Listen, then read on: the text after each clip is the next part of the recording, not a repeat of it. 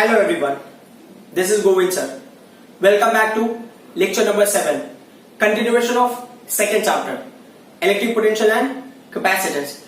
Today we are going to discuss about very important topic, series combination of capacitors and parallel combination of capacitors. Series combination and parallel combination आपने 10th standard में resistance के लिए पढ़ा होगा. आज हम discuss करेंगे capacitance को लेकर. सो कॉन्सेप्ट बहुत सिंपल सा है. सीरीज में और पैरेलल में जो कॉन्सेप्ट ने 10th में यूज किया था वैसा ही कुछ सिमिलर पैटर्न हमें यहाँ पे यूज करना है. यहाँ पे फॉर्मूले में थोड़ा वेरिएशन हो जाता है जिसकी वजह से little confusion will be created for you all, but by the end of the day you will understand everything. ठीक है. सो अगर हमने ये कंसिडर किया तो ये टॉपिक स्टार्ट करने से पहले, कैपेसिटर्स कनेक्टेड सीरीज स्टार्ट करने से पहले मैं एक कंडीशन बताना चाहता हूं कि अगर ये प्लस क्यू चार्ज है, यहां पे आपने कोई कंडक्टर रखा हुआ है. सो अब ये कंडक्टर ना चार्ज इंड्यूस करेगा, मतलब charge will be induce in this conductor. तो इस साइड नेगेटिव चार्ज इंड्यूस होगा, इस साइड पॉजिटिव चार्ज इंड्यूस होगा. अब जो स्ट्रेंथ होगा चार्ज इंडक्शन का, एक चीज होता है अगर यहाँ पे प्लस क्यू वन बन रहा है तो यहाँ पे माइनस क्यू वन बनेगा. बट ऐसा कंपल्सरी नहीं है कि ये जो चार्ज इंडक्शन है वो सेम हो. उसके लिए क्राइटेरिया है, वो ज्यादा भी हो सकता है, कम भी हो सकता है, depending on the strength of this charge, depending on the quality of this conductor. So quality of conductor in the sense यहाँ पे उसका मतलब होता है कैपेसिटेंस. कैपेसिटेंस कैसा है उसके हिसाब से चार्ज इंडक्शन होगा. बट इस प्लेट पे और जो अपोजिट साइड में होगा जो इंडक्शन होगा वो क्या होगा, सेम होगा. हमने कैपेसिटर में क्या डिस्कस किया, कैपेसिटेंस अभी टॉपिक लिया था कि कैपेसिटर जो पावर सप्लाई है यहाँ पे जो चार्ज इंड्यूस होगा same charge with minus sign will induce on this one. ठीक है, ये कैपेसिटेंस के लिए. तो these are the concept which we are going to use over here. So अब यहाँ पे आप इमेजिन करो कोई पावर सप्लाई है, पावर सप्लाई का वैल्यू इज व्हाट V, और यहाँ पे ये जो टर्मिनल है प्लस हो गया और ये क्या हो गया, माइनस हो गया. अब प्रॉब्लम क्या है कि अगर यहां से ये जो पॉजिटिव टर्मिनल है इस कैपेसिटर को चार्ज करेगा तो इसका कैपेसिटेंस C1, इसका कैपेसिटेंस C2, इसका कैपेसिटेंस हमने C3 ले लिया. Means the capacitance are not same. जो कैपेसिटेंस की वैल्यू सेम नहीं है. तो अब इस पावर इस टर्मिनल की वजह से यहां पे क्या होगा, प्लस क्यू चार्ज स्टोर होगा इस टर्मिनल पे. अब कैपेसिटेंस का जो कॉन्सेप्ट हमें पता है कि अगर इस प्लेट पे पॉजिटिव होगा तो इस प्लेट पे क्या होगा, नेगेटिव चार्ज ऑटोमेटिकली इंड्यूस होगा. अब यही चार्ज, ये जो नेगेटिव चार्ज है जो C1 के राइट साइड प्लेट पे, वो C2 के लेफ्ट साइड प्लेट पे प्लस क्यू चार्ज इंड्यूस करेगा. तो सिमिलरली जो इसके राइट पे होगा प्लस माइनस क्यू इंड्यूस होगा. When you go add, यहाँ पे क्या होगा, this minus q will induce plus q charge over here and यहाँ पे minus q. So जो मैग्नीट्यूड है चार्ज का ना वो एक्चुअली क्या है, सेम है. ठीक है. तो हमारा अजम्पशन है कि जो ये पावर सप्लाई से जो चार्ज जनरेट होगा वो भी रहा होगा q. तो यहाँ पे जो पॉइंट हमने अभी अंडरस्टैंड किया है वो ये है कि जो q होगा ना वो ईच कैपेसिटर के लिए क्या होगा, सेम होगा. ये हमारा की पॉइंट है. अब हम आ जाते हैं पोटेंशियल डिफरेंस पे. तो अब जो इसका स्टार्टिंग पॉइंट उसका एंडिंग पॉइंट है ये डिफरेंट होगा, इनका स्टार्टिंग एंडिंग पॉइंट डिफरेंट होगा यहाँ पे. तो होता है potential difference. Potential difference is work done in moving a charge from one point to another point. Correct. So अब यहां से यहां तक मूव, तो कैपेसिटेंस का जो है ना, कैपेसिटेंस की वैल्यू किसके ऊपर डिपेंड करती है, ए एप्सिलॉन नॉट है ना. कैपेसिटेंस सी का वैल्यू किसके ऊपर डिपेंड करता है, A epsilon not upon D. तो ये डी हो गया दो प्लेट्स के बीच का सेपरेशन. तो अगर ये डी चेंज होगा तो हो सकता है ये चेंज हो. तो यहाँ पे स्टार्टिंग पॉइंट और एंडिंग पॉइंट क्या होगा, सेम नहीं होगा. तो particle move, charge particle move from one point to another point, जो वर्क डन होगा that may not be same. तो इसका मतलब जो पोटेंशियल है ना वो क्या होगा, डिफरेंट हो सकता है इस कॉन्सेप्ट के हिसाब से. तो यहाँ पे क्या होगा, जो पोटेंशियल होगा इसके लिए ये V1 ले लिया हमने, इसके जो पोटेंशियल होगा ये V2 ले लिया, इसके जो पोटेंशियल होगा V3 ले लिया. बट रूल के हिसाब से क्या होता है कि इन तीनों का पोटेंशियल जब आप ऐड करोगे should be equal to the power supply. So अब जो क्वेश्चन के हिसाब से है कि मतलब V का जो वैल्यू है वो क्या होगा, फर्स्ट पोटेंशियल, फर्स्ट कैपेसिटर का पोटेंशियल, सेकंड कैपेसिटर का पोटेंशियल प्लस थर्ड कैपेसिटर का पोटेंशियल. ये हो गया हमारा इक्वेशन नंबर 1. अब प्रॉब्लम कैसा है इस केस में कि हमें ना इनकी वैल्यूज पुट करनी है. तो जो हमारे पास फॉर्मूला है क्या है, CV is equal to Q. ठीक है. इस फॉर्मूले से हम ना V की वैल्यू ऑब्टेन करेंगे. तो हम लिखेंगे यहाँ पे सिंस हमको क्या पता है CV is equal to Q होता है, तो V इज इक्वल टू क्या होगा, Q बाय C होगा. अब इस कॉन्सेप्ट को यूज करेगा V1 V2 के लिए. तो अब जो V1 पोटेंशियल है, V2 पोटेंशियल है और जो V3 पोटेंशियल है ये किस पे है, तो ये V1 C1 के लिए है, V2 C2 कैपेसिटर के लिए है, V3 C3 कैपेसिटर के लिए. बट Q का वैल्यू क्या है, तीनों के लिए सेम होगा. सो चार्ज इंड्यूस्ड जो तीनों में है वो क्या है, सेम है, या चार्ज स्टोर्ड या चार्ज डिपॉजिटेड इन दैट. सो ये पूरे को हमने ले लिया इक्वेशन नंबर 2. अब हमें क्या है, V1 V2 V3 का वैल्यू मिल गया, हमें V का वैल्यू निकालना है. V का वैल्यू कैसे निकालोगे, तो V के लिए क्या होगा, ये पूरे कॉम्बिनेशन को ना आप इमेजिन करो कि अगर C1 C2 C3 को मैंने हटा दिया किसी एक कैपेसिटर से, इस तरह से कि ना जो C1 C2 C3 का जो वैल्यू है वो उस अकेले कैपेसिटर में है और इस पावर सप्लाई पे वो इतना चार्ज जनरेट कर रहा है। तो हमें ऐसा करना, तो हमने क्या किया कि ये पूरा जो कॉम्बिनेशन है उसमें हमने उसको हटा दिया, ये पूरा एक कैपेसिटर लिया और हमने क्या किया, यहाँ पे जो पावर सप्लाई की वैल्यू है, पावर सप्लाई की वैल्यू V ही रहेगी, जो चार्ज फ्लो हो रहा है या चार्ज जो स्टोर हो रहा है, ठीक है, वो क्या होगा, Q होगा।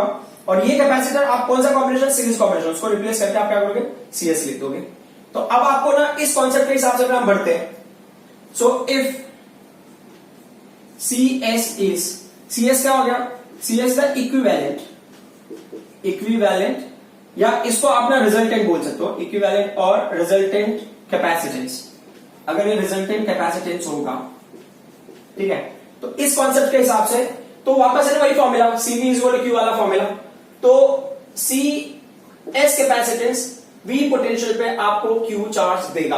अगर ये पूरे को रिप्लेस करके हमने CS दे दिया तो V पोटेंशियल पे सो दैट कि Q चार्ज ही जनरेट हो, तो आपको ये इक्वेशन मिलेगा। इस इक्वेशन से आपको किसकी वैल्यू मिल जाएगी, V की वैल्यू मिल जाएगी, that is what Q upon CS। इसको हमने ले लिया इक्वेशन नंबर 3। अब आप क्या कर सकते हो, इक्वेशन 2 एंड 3 को पुट कर दो 1 में। So put equation number 2 and 3 in equation number 1। तो क्या हो जाएगा, V की वैल्यू क्या होगी, Q अपॉन CS। सो V का वैल्यू हमने यहां से पुट कर दिया, V1 का वैल्यू यहां से पुट करेंगे, V2 का वैल्यू यहां से पुट किया, V3 का वैल्यू हमने यहां से पुट किया। तो I am writing directly, V1 का वैल्यू क्या हमने मिला है, Q अपॉन C1, V2 का value Q upon C2, V3 का वैल्यू Q अपॉन C3। अब क्या करना है, ये Q की वैल्यूज कैंसिल हो गई सारे केसेस में, तो 1 upon CS is equal to क्या मिलेगा आपको, 1 upon C1 plus 1 upon C2 plus 1 upon C3। ठीक है, फिर क्या हो गया, for n capacitors, for n number of capacitors, for n number of capacitors. So अगर कैपेसिटर्स की वैल्यू अगर n होगा नंबर में, n नंबर ऑफ कैपेसिटर्स, तो क्या होगा n नंबर ऑफ कैपेसिटर्स के लिए, ये 1 अपॉन CS का वैल्यू होगा 1 upon C1 plus 1 upon C2 plus 1 upon C3 up to what 1 upon Cn। अब क्वेश्चन ये है कि जब हमने ना ये कॉन्सेप्ट किया था for resistances connected in series, तो उसमें फॉर्मूला हमें क्या मिलता था, जो RS का वैल्यू था वो हमें मिलता था R1 plus R2 plus R3, अगर n नंबर है तो Rn। अब यहां पे इतना डिफरेंस क्यों है, तो वो समझने के लिए क्राइटेरिया बहुत सिंपल सा है कि यहां पे क्या ऐड कर रहे हो आप, तो यहां पे क्या पोटेंशियल्स विल बी डिफरेंट, तो आप पोटेंशियल्स को ऐड कर रहे हो। तो जो पोटेंशियल आप लेते हो ना, पोटेंशियल किसके लिए, रेजिस्टेंस के लिए मैंने लिया, तो potential V is equal to क्या होगा I into R, और यहां पे पोटेंशियल का फॉर्मूला क्या है, V is equal to Q by C। तो यहां पे जो V है ना वो R को क्या है, डायरेक्टली प्रोपोर्शनल है। तो आप V को जब ऐड करोगे इन अ लाइन तो वो उसी लाइन में ऐड होगा R को भी, V1 V2 V3 is R1 R2 R3। But यहां पे क्या होगा, अगर आप V1 V2 V3 को ऐड करो तो 1 upon C1 1 upon C2 1 upon C3 वैसे ऐड होगा। तो यहां पे क्या होगा, डायरेक्ट एडिशन होता है, बट यहां पे क्या होगा, रेसिप्रोकल फॉर्मेट में एडिशन होगा। This is the reason. एक और बात जो जानना जरूरी है कि जब हम ना सीरीज और पैरेलल नॉर्मली आइडेंटिफाई करते हैं तो कैसे आइडेंटिफाई करते हैं, आपको इमेजिन करना फ्लो ऑफ लिक्विड। ये मैं ना रेजिस्टर वाले टॉपिक से कॉन्सेप्ट को यूज कर रहा हूं, क्योंकि कैपेसिटर में हम फ्लो कंसिडर नहीं करते कि फ्लो का डायरेक्शन आप इंडिकेट नहीं कर सकते हो। तो हम लेंगे कि चलो ठीक है, पावर सप्लाई एक ना वाटर टैंक है, वहां से वाटर फ्लो हो रहा है, तो जब तक वाटर डिवाइड नहीं होता पैरेलल कॉम्बिनेशन नहीं आएगा। तो अब अगर मान लो यहां से वाटर फ्लो होना स्टार्ट होता है, तो जो वाटर फ्लो हो रहा है same water will flow through this one. ये समझो ट्रांसपेरेंट कोई बॉक्स है जिसमें से वाटर फ्लो किया जा रहा है, तो जो वाटर यहां दिखेगा वही वाटर आपको यहां दिखेगा, वही वाटर यहां दिखेगा। तो यहां पे वाटर डिवाइड नहीं हुआ, वाटर फ्लो कहीं डिवाइड नहीं हो रहा, तो मतलब क्या होगा, सीरीज कॉम्बिनेशन। ठीक है, ये सीरीज कॉम्बिनेशन। पैरेलल में क्या हो गया, अगर मान लो यहां से वाटर फ्लो होना स्टार्ट होता है, तो once it will reach to this place it will divide into 3 parts. जैसे 3 पार्ट्स में डिवाइड होगा मतलब वो 3 ब्रांचेस क्या होंगे, पैरेलल में कनेक्टेड होंगे। न्यूमेरिकल सॉल्व करते टाइम हमें इसी कॉन्सेप्ट को यूज करना होगा अगेन एंड अगेन। वापस से मैं रिपीट करता हूं, अगर फ्लो ऑफ लिक्विड डिवाइड नहीं होता है तो आपको सीरीज लेना है, जिसमें जिसमें से वो लिक्विड फ्लो होगा वो सीरीज में आ जाएगा। You imagine these are the pipelines, और जहां पे लिक्विड डिवाइड हो गया, जो भी ब्रांचेस मिल रहे हैं वो ब्रांचेस कैसे कनेक्टेड होंगे, पैरेलल में कनेक्टेड होंगे। Now capacitors connected in parallel. So ये हमारा पावर सप्लाई होगा, ये पॉजिटिव टर्मिनल, ये negative terminal, capacitor C1 C2 C3, ये पॉइंट A से कैपेसिटर C1 C2 C3 सबका लेफ्ट एंड पॉइंट A को कनेक्टेड है, C1 C2 C3 सबका राइट एंड पॉइंट B को कनेक्टेड है। तो अब यहां पे अगर मैं एक चीज को नोटिस करना चाहूंगा तो व्हाट विल आई नोटिस, कि ये पावर सप्लाई से जो पॉइंट A पे पोटेंशियल मिलेगा, वो क्या होगा, फिक्स होगा। तो अब मतलब ना C1 पॉइंट ए को कनेक्टेड है, तो C1 का जो लेफ्ट एंड पे पोटेंशियल होगा, C2 भी पॉइंट ए को कनेक्टेड है जो उसका लेफ्ट एंड पे पोटेंशियल होगा, C3 भी ए पे कनेक्टेड है जो उसका लेफ्ट एंड पे पोटेंशियल होगा। तीनों के लेफ्ट एंड पे पोटेंशियल क्या होगा, सेम होगा। अब यहां से नेगेटिव से यहां बी, इस पॉइंट पे भी क्या होगा, पोटेंशियल इस पावर सप्लाई के साथ कोई फिक्स वैल्यू होगी। तो अब क्या होगा, जो C1 के राइट साइड में जो पोटेंशियल होगा, C2 के जो राइट साइड में पोटेंशियल होगा, C3 के जो राइट साइड में पोटेंशियल होगा, वो भी क्या होगा, सेम होगा। तो अब लेफ्ट में पोटेंशियल सेम, राइट में पोटेंशियल, सॉरी लेफ्ट में जो पोटेंशियल है और जो राइट में पोटेंशियल है, तीनों के लिए सेम है। तो जो ए पॉइंट से बी पॉइंट के बीच का पोटेंशियल डिफरेंस होगा नॉर्मली, ये पावर सप्लाई के हिसाब से, जो ए पे पोटेंशियल है और बी पे पोटेंशियल है, उनका जो डिफरेंस निकालूंगा, वही पोटेंशियल डिफरेंस C1 के लिए मिलेगा, वही पोटेंशियल डिफरेंस C2 के लिए मिलेगा, वही पोटेंशियल डिफरेंस C3 के लिए मिलेगा। तो इसका मतलब क्या हो गया, जो पोटेंशियल हो गया ना V, जो पोटेंशियल हो गया वो क्या हो जाएगा, सेम हो जाएगा। ठीक है, सेम क्यों हो गया, because all three capacitor connected between two fixed point. Okay, अब हम लेते हैं चार्ज के टर्म में। तो अब अगर मान लो यहां से V है और ये ना चार्ज Q जनरेट करता है, ये पूरे सेट के लिए। जब ये यहां पे आने के बाद ये क्या होता है, ये Q चार्ज ना इसके अंदर भी चार्ज इंड्यूस करेगा, इसके अंदर भी, इसके भी, करेक्ट ना, जो नॉर्मली पैटर्न के हिसाब से। तो इस एंड पे मान लो कि उसने चार्ज जो इंड्यूस किया वो प्लस Q1 होगा, यहाँ पे इस पे प्लस Q2 हो गया, यहाँ पे प्लस Q3 हो गया। अब क्वेश्चन ये है कि ये डिफरेंट वैल्यूज क्यों है, क्योंकि इनका कैपेसिटेंस डिफरेंट है। मतलब ये अलग अलग टाइप के कंडक्टर्स हो सकते हैं, इनका जो पैटर्न है एक्सेप्टिंग चार्ज वो अलग हो सकता है, इंडक्शन का जो एबिलिटी है वो अलग है, उसकी वजह से अलग अलग चार्जेस है। तो अब इस एंड पे भी उसके हिसाब से चार्ज इंड्यूस होगा, ये होगा माइनस Q1, यहाँ पे होगा माइनस Q2 और ये हो गया माइनस Q3। तो समझने का क्या मतलब है कि जो पहले कैपेसिटर में Q1 चार्ज होगा, दूसरे कैपेसिटर में Q2, तीसरे कैपेसिटर में Q3, और टोटल चार्ज जो पावर सप्लाई जनरेट करा वो क्या है, कैपिटल Q है। तो मतलब क्या होगा, capital Q is equal to Q1 plus Q2 plus Q3। ये हो गया हमारा इक्वेशन नंबर 1। अब हमको पता है सिंस व्हाट, CV का फॉर्मूला क्या है, मतलब Q is equal to CV या CV is equal to Q, कोई फर्क नहीं पड़ता। अब हमें क्या करना है, ये वैल्यूज लेने हैं कैपेसिटर 1 के लिए। तो जो Q1 होगा और Q2 होगा, Q3 होगा, ये कैसे होंगे, तो Q1 is for capacitor 1, Q2 is for capacitor 2, Q3 is charge in capacitor 3। But potential तीनों के लिए क्या है, सेम है, ये V है और ये भी V है और ये भी V है। इसको हमने ले लिया इक्वेशन नंबर 2। ठीक है, अब प्रॉब्लम ये है, हमको वैल्यू निकालना है कैपिटल Q का। तो कैपिटल Q के लिए हम ऐसा अज्यूम करते हैं कि ये जो सेट है ना, तीन कैपेसिटर्स आपने लिया, वो तीन की जगह कोई एक ही कैपेसिटर लो, सो दैट कि इस पावर सप्लाई पे वो इतना चार्ज प्रोड्यूस करे जो टोटल चार्ज है। मतलब ये ऐसा हो जाएगा कि आपने कोई एक कैपेसिटर लिया, आप कौन से कॉम्बिनेशन को हटा रहे हो, पैरेलल कॉम्बिनेशन को हटा रहे हो, तो इसके लिए आप CPS को लिख लो। और जो पावर सप्लाई का वैल्यू है वो क्या है, यहाँ पे ये V है प्लस माइनस, और जो टोटल चार्ज है वो क्या होगा, Q रहेगा, उसमें कोई फर्क न पड़े। ठीक है, तो अब यहां पे आपको बताना होगा कि इफ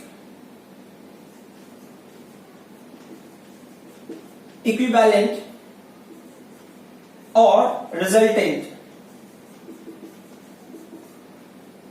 कैपेसिटेंस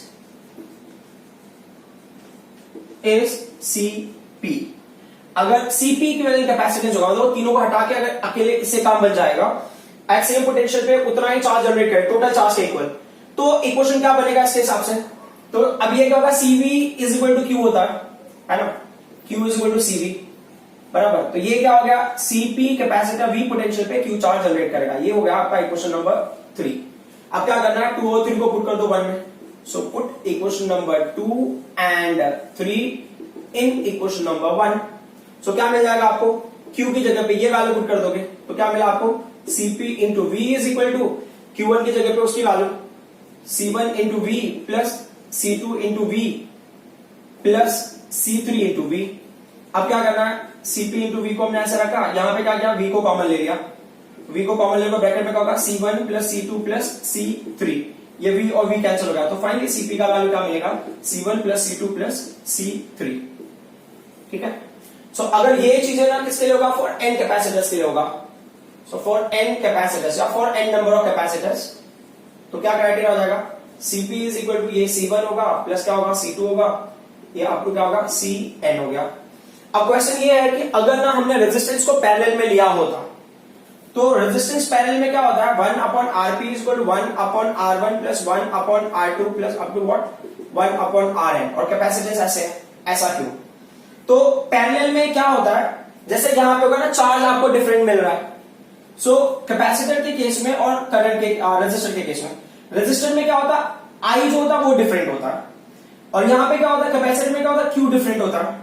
तो अब ये I1 I2 I3 होगा, तो जो I का वैल्यू होगा वो क्या होगा, V अपॉन R। तो जो I है इनवर्सली प्रोपोर्शनल टू R है, इसके लिए रेसिप्रोकल फॉर्मेट में मिलेगा।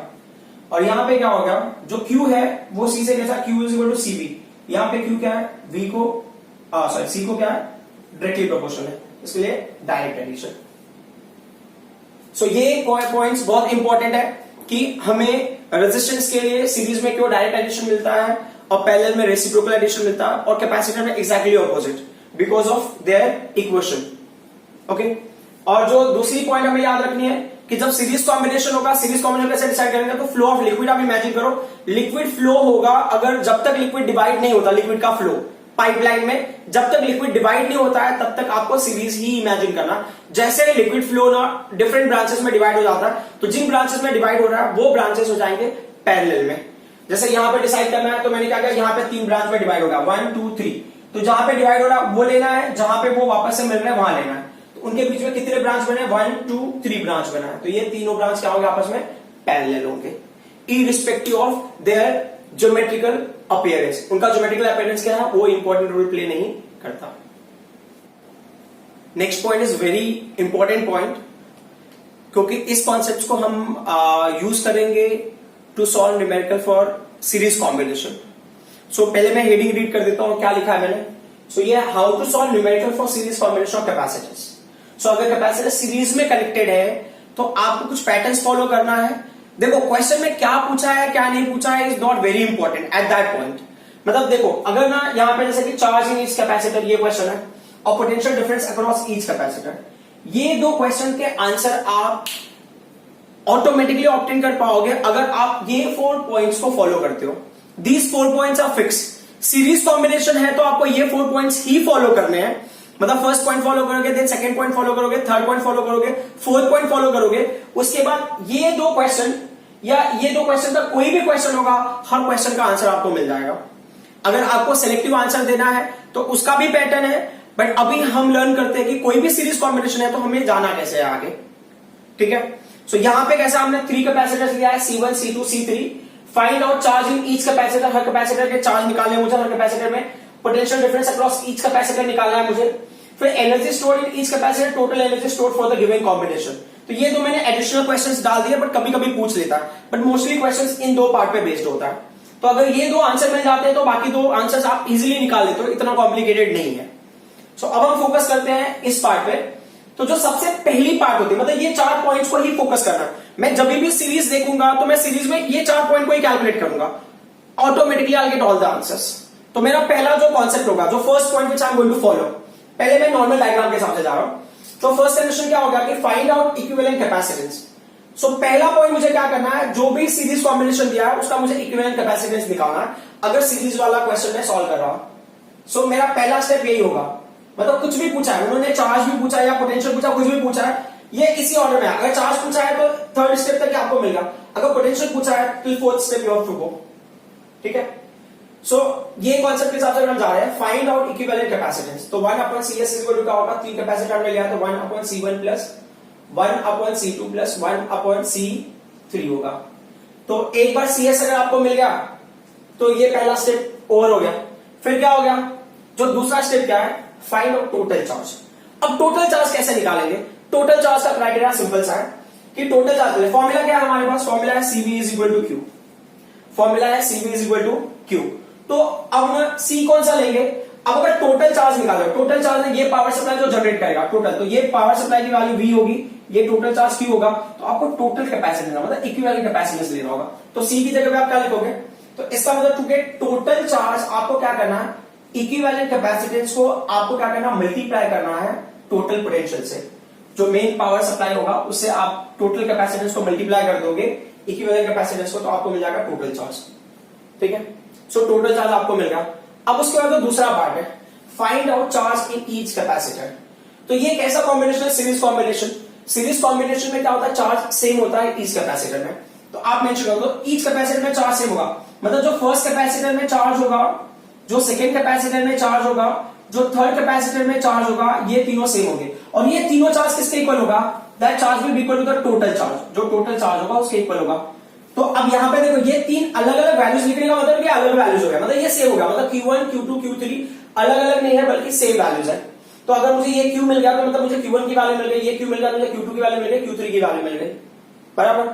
सो अब यहां तक ना कोई भी क्वेश्चन होगा, मतलब चार्ज वाला क्वेश्चन जितना भी होगा वो हम आंसर कर सकते हैं। तो टोटल चार्ज क्या होगा वो आंसर कर सकते हो, चार्ज इन ईच कैपेसिटर क्या वो आंसर कर सकते हो।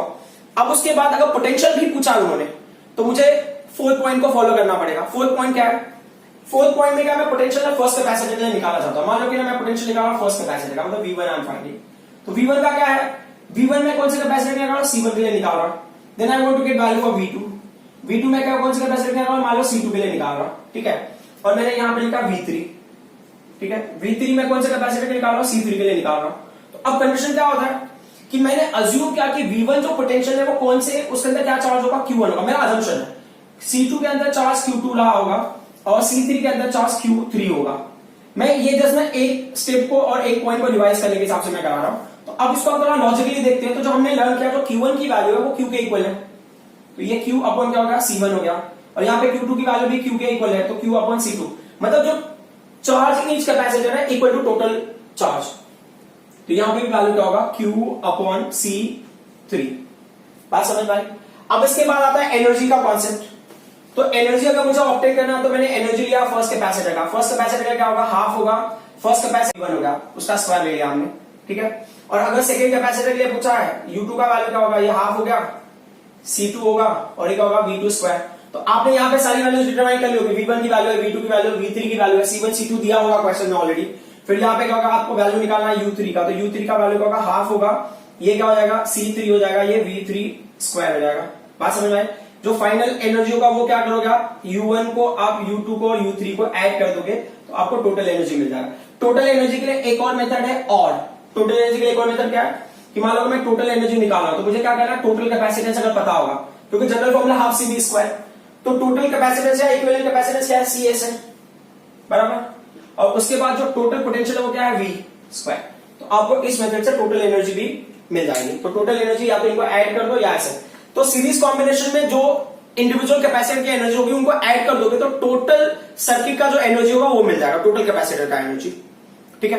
अब हम क्या करते हैं, एक हम वैल्यूज के हिसाब से लेते हैं, एक न्यूमेरिकल सॉल्व करते हैं, फिर आपको आइडिया मिल जाएगा कि हमें कैसे करना। तो मान लो अगर C1 की वैल्यू होगी 5 माइक्रोफैराड, ठीक है। C2 की वैल्यू अगर होगी 10 माइक्रोफैराड, C3 की वैल्यू है 30 माइक्रोफैराड, ठीक है। और V की वैल्यू हमने ले लिया है 15 वोल्ट। तो क्वेश्चन सेम है, तो क्या करना, कॉन्सेप्ट एकदम सिंपल सा है, आपको 4 मेथड्स को फॉलो करने हैं। सीरीज कॉम्बिनेशन है, पहले मैं क्या करूंगा, इक्विवेलेंट कैपेसिटेंस निकालूंगा, इक्विवेलेंट कैपेसिटेंस में क्या करूंगा, टोटल चार्ज निकालूंगा सेकंड पॉइंट में, टोटल चार्ज के बाद मैं चार्ज इन ईच कैपेसिटर निकालूंगा, फिर उसके बाद मैं पोटेंशियल अक्रॉस ईच निकालूंगा, फिर आप इंडिविजुअली एनर्जी भी फाइंड आउट कर सकते हो। आपको सारे क्वेश्चन के आंसर मिल जाएंगे इन स्टेप्स को फॉलो करके, ठीक है। तो जैसे अभी यहाँ पे ये पॉइंट, अब इसी को मैं कंटिन्यू कर लेता हूं।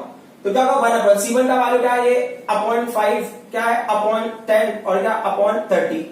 सो एलसीएम लोगे तो क्या होगा, ये 30 हो गया, बराबर। और एक 5 6 जा 10 3 जा 30 बन जा, तो ये क्या होगा 10 अपॉन 3 हो जाएगा, 10 अपॉन 30 कैंसिल हुआ, क्या होगा 1 अपॉन 3। तो अब इसका मतलब क्या हो गया, ये 1 अपॉन CS है, वो क्या है 1 अपॉन 3 है। तो हमें CS की वैल्यू चाहिए, तो अब क्या करना है, इसको रेसिप्रोकेट कर दो। तो रेसिप्रोकेट करोगे तो CS की वैल्यू क्या हो जाएगी, 3 हो जाएगी। देखो ये पॉइंट थोड़ा इंपॉर्टेंट है हमारे लिए, क्योंकि क्या होता है कभी कभी ना एग्जाम में मोस्टली लोगों को हमने देखा है कि जब ना CS का क्वेश्चन पूछा what is the equivalent capacitance, तो लोग ना 1 अपॉन CS की वैल्यू बताते हैं, 1 upon 3 is the equivalent capacitance, 1 upon 3 is not equivalent capacitance, वो 1 अपॉन CS की वैल्यू, CS की वैल्यू नहीं है, CS की वैल्यू क्या है 3 माइक्रोफैराड, ठीक है। सो अब यहाँ पे एक और पॉइंट है ना, आपको यूनिट कन्वर्जन कहीं पे भी नहीं करना एक्सेप्ट एनर्जी। सिर्फ एनर्जी के टाइम पे हमें यूनिट कन्वर्जन की रिक्वायरमेंट है, बाद में कहीं पे भी रिक्वायरमेंट नहीं है। अब जो दूसरा पॉइंट था, मैंने जो पहला क्या फाइंड किया, पहले मैं इक्विवेलेंट कैपेसिटेंस निकाला इस वैल्यूज के लिए। दूसरा मेरा क्या पॉइंट होगा, मुझे टोटल चार्ज निकालना। टोटल चार्ज का फॉर्मूला क्या, Q equal to CS into V। तो CS की वैल्यू कितनी है, 3 है, और जो पावर सप्लाई का वैल्यू कितना है 15 है, तो कितना हो गया 45। अब देखो ये जो वैल्यू है ये माइक्रोफैराडे में है, ये वोल्ट में है। तो माइक्रोफैराडे है तो ये किस में बदल जाएगा, कूलम होता है नॉर्मल यूनिट, तो ये होगा माइक्रो कूलम। यहां पे आपको यूनिट कन्वर्जन की जरूरत नहीं है, मतलब माइक्रोफैराडे तो माइक्रो कूलम। पोटेंशियल का वैल्यू वैसे रहेगा, क्योंकि माइक्रो माइक्रो कैंसिल हो गया, फैराडे और कूलम जो है आपको वोल्ट देंगे, वो हम देख लेते हैं। अब फिर अगला पॉइंट हमने क्या लिखा, find out charge in each capacitor. तो हमें क्या मिलता है कि जो फर्स्ट कैपेसिटर में चार्ज है, सेकंड कैपेसिटर में चार्ज है, थर्ड कैपेसिटर में चार्ज है और जो टोटल चार्ज है वो क्या होंगे, सेम होंगे। तो उनकी वैल्यू भी किसके इक्वल होगी, 45 माइक्रो कूलम। तो अब ये जो पहला क्वेश्चन है वो क्लियर होगा आपका, चार्ज इन ईच कैपेसिटर। अब आ जाता है potential difference across each capacitor. तो जो फर्स्ट का पोटेंशियल डिफरेंस है मुझे निकालना है V1 का। V1 का वैल्यू क्या होगा, Q1 अपॉन C1। तो Q1 की वैल्यू Q है अपॉन C1। तो ये जो Q1 या Q की वैल्यू क्या 45 है, तो ये 45 है। C1 का वैल्यू क्या है, C1 का वैल्यू 5 है। तो कैंसिलेशन के बाद कितना होगा, ये 9 वोल्ट हो गया। अब यहाँ पे क्या होगा, V2 का वैल्यू, V2 का वैल्यू हमने Q2 अपॉन C2 लिया हुआ, तो Q2 और Q का वैल्यू सेम है ना, Q2 और Q का वैल्यू सेम है, जिसकी वैल्यू है 45 माइक्रो कूलम। और C2 का वैल्यू कितना है, वहां पे देख लो, C2 का वैल्यू है 10 माइक्रो फैराडे। तो 5 ये 2 और ये 9, तो ये क्या होगा 9/2 हो गया और ये 4.5 वोल्ट। 9/2 वोल्ट और 4.5 वोल्ट, जो भी आपको कंसिडर करना। अब हम कर लेते हैं V3 के बारे में। V3 का क्या हो गया, तो V3 का हमने डिस्कस किया, तो Q3 अपॉन C3। Q3 और Q का वैल्यू सेम है, ठीक है। तो अब यहाँ पे क्या होगा आपको वैल्यू 45 डिवाइडेड बाय क्या होगा 30 हो गया। तो 15 2 जा एंड 15 3 जा, तो एक्चुअल में क्या होगा 3.2 वोल्ट और 1.5 वोल्ट, ठीक है। अब ना मैं ये फ्रैक्शन वाला वैल्यू इसलिए ले रहा हूं क्योंकि आगे एनर्जी के कैलकुलेशन के लिए हमें बहुत यूज होगा। तो देखो आपने क्या किया, ये चार पैटर्न को फॉलो किया और आपको सारे आंसर मिल गए। तो वापस से मैं बताता हूं, कभी भी सीरीज कॉम्बिनेशन होगा, पहले हम क्या निकालेंगे, इक्विवेलेंट रेजिस्टेंस, इक्विवेलेंट कैपेसिटेंस निकालेंगे, फिर क्या करेंगे, टोटल चार्ज निकालेंगे। टोटल चार्ज कैसे, इक्विवेलेंट कैपेसिटेंस को टोटल पोटेंशियल से मल्टीप्लाई कर दोगे तो आपको मिल जाएगा टोटल चार्ज। वो टोटल चार्ज हर कैपेसिटर के लिए सेम होगा। अब क्या करना है, V1 का वैल्यू क्या होगा, फर्स्ट कैपेसिटर का चार्ज अपॉन C1। लेकिन फर्स्ट कैपेसिटर का चार्ज और टोटल कैपेसिटर का चार्ज क्या है, सेम है, तो कोई इशू नहीं। तो Q अपॉन C1 आपको V1 की वैल्यू देगा, Q अपॉन C2 V2 की वैल्यू देगा, Q अपॉन C3 V3 की वैल्यू देगा। तो अब हमें ना फर्स्ट और सेकंड क्वेश्चन में सारे आंसर मिल गए। अब हम थर्ड पॉइंट पे आ जाते हैं। थर्ड पॉइंट क्या, energy stored in each capacitor. तो energy stored in each capacitor के हिसाब से अगर मैं जाता हूं, तो जैसे अभी ना ये स्पेस की कोई रिक्वायरमेंट नहीं है अभी मुझे, ये डायग्राम में कोई रिक्वायरमेंट नहीं है, ठीक है। वैल्यूज आपको पता है ना, C1 C2 C3 का, तो आप उसके हिसाब से देख लेंगे हम लोग। तो C1 की वैल्यू क्या होगी, तो ये हो गया हाफ। C1 का वैल्यू कितना था, 5 माइक्रो फैराडे। अब वैल्यू देख लेना, ये 5 माइक्रो फैराडे ना, यहां पे यूनिट कन्वर्जन की रिक्वायरमेंट है। मैंने क्या माइक्रो फैराडे को फैराडे में कन्वर्ट किया, ठीक है। इनटू क्या होगा, V1 का वैल्यू कितना है, V1 का वैल्यू हमें मिला है यहाँ पे 9 वोल्ट, तो 9 इंटू 9, तो 9 9 का क्या होगा 81, 81 टू 5, 81 इंटू 5 क्या होगा, ये 5 एंड ये 40 हो गया, इंटू क्या होगा 10⁻⁻6 डिवाइडेड बाय क्या होगा, ये 2 हो गया। तो अब इन वैल्यूज के हिसाब से अगर हम आगे बढ़ते हैं तो ये क्या हो जाएगा, ये होगा 202.5 इंटू 10⁻⁻6 जूल आ गया वैल्यू, ठीक है। ये आपको वैल्यू मिल गई U1, मतलब energy stored in first capacitor. अब सेकंड कैपेसिटर के लिए मैं निकालूं तो क्या क्राइटेरिया, तो ये हो गया हाफ हो जाएगा। C2 का वैल्यू क्या है, आप डायग्राम आपने देखा होगा, वो 10 माइक्रो फैराडे था, तो 10 इंटू 10⁻⁻6। अब V2 का वैल्यू कितना है, V2 का वैल्यू यहाँ पे 9/2 या 4.5, तो हमने 9/2 ले रहे, 9/2 एंड 9/2, तो 9 9 क्या हो गया 81, 81 इंटू 10 क्या हो गया 8, 10 डिवाइडेड बाय 2 2 4 2 8, तो ये 8 से होगा, तो इंटू क्या होगा 10⁻⁻6। तो इसकी वैल्यूज क्या हो जाएगी, ये आ रहा है, डिवाइड करोगे तो 101.25 इंटू 10⁻⁻6 जूल मिल जाएगा आपको, ठीक है। ये क्लियर है। अब हम आ जाते हैं थर्ड पॉइंट पे। थर्ड पॉइंट पे क्या होगा, ये मैं पार्ट को रब कर दूंगा क्योंकि देखो अगला क्वेश्चन क्या है, energy stored in each capacitor. तो फर्स्ट कैपेसिटर मिल गया, सेकंड कैपेसिटर मिल गया, अब थर्ड कैपेसिटर का निकालना है। ये दो क्वेश्चन तो हमने सॉल्व कर लिया है। तो थर्ड कैपेसिटर का क्या हो गया, ये 1/2 हो गया। C3 का वैल्यू कितना हो गया, C3 का वैल्यू 30 माइक्रो फैराडे, तो 30 माइक्रो फैराडे को फैराडे में कन्वर्ट किया। सो V3 का वैल्यू कितना होगा 3/2 और 1.5, तो 3/2 के हिसाब से 3/2 इंटू क्या होगा, ये 3/2 हो गया।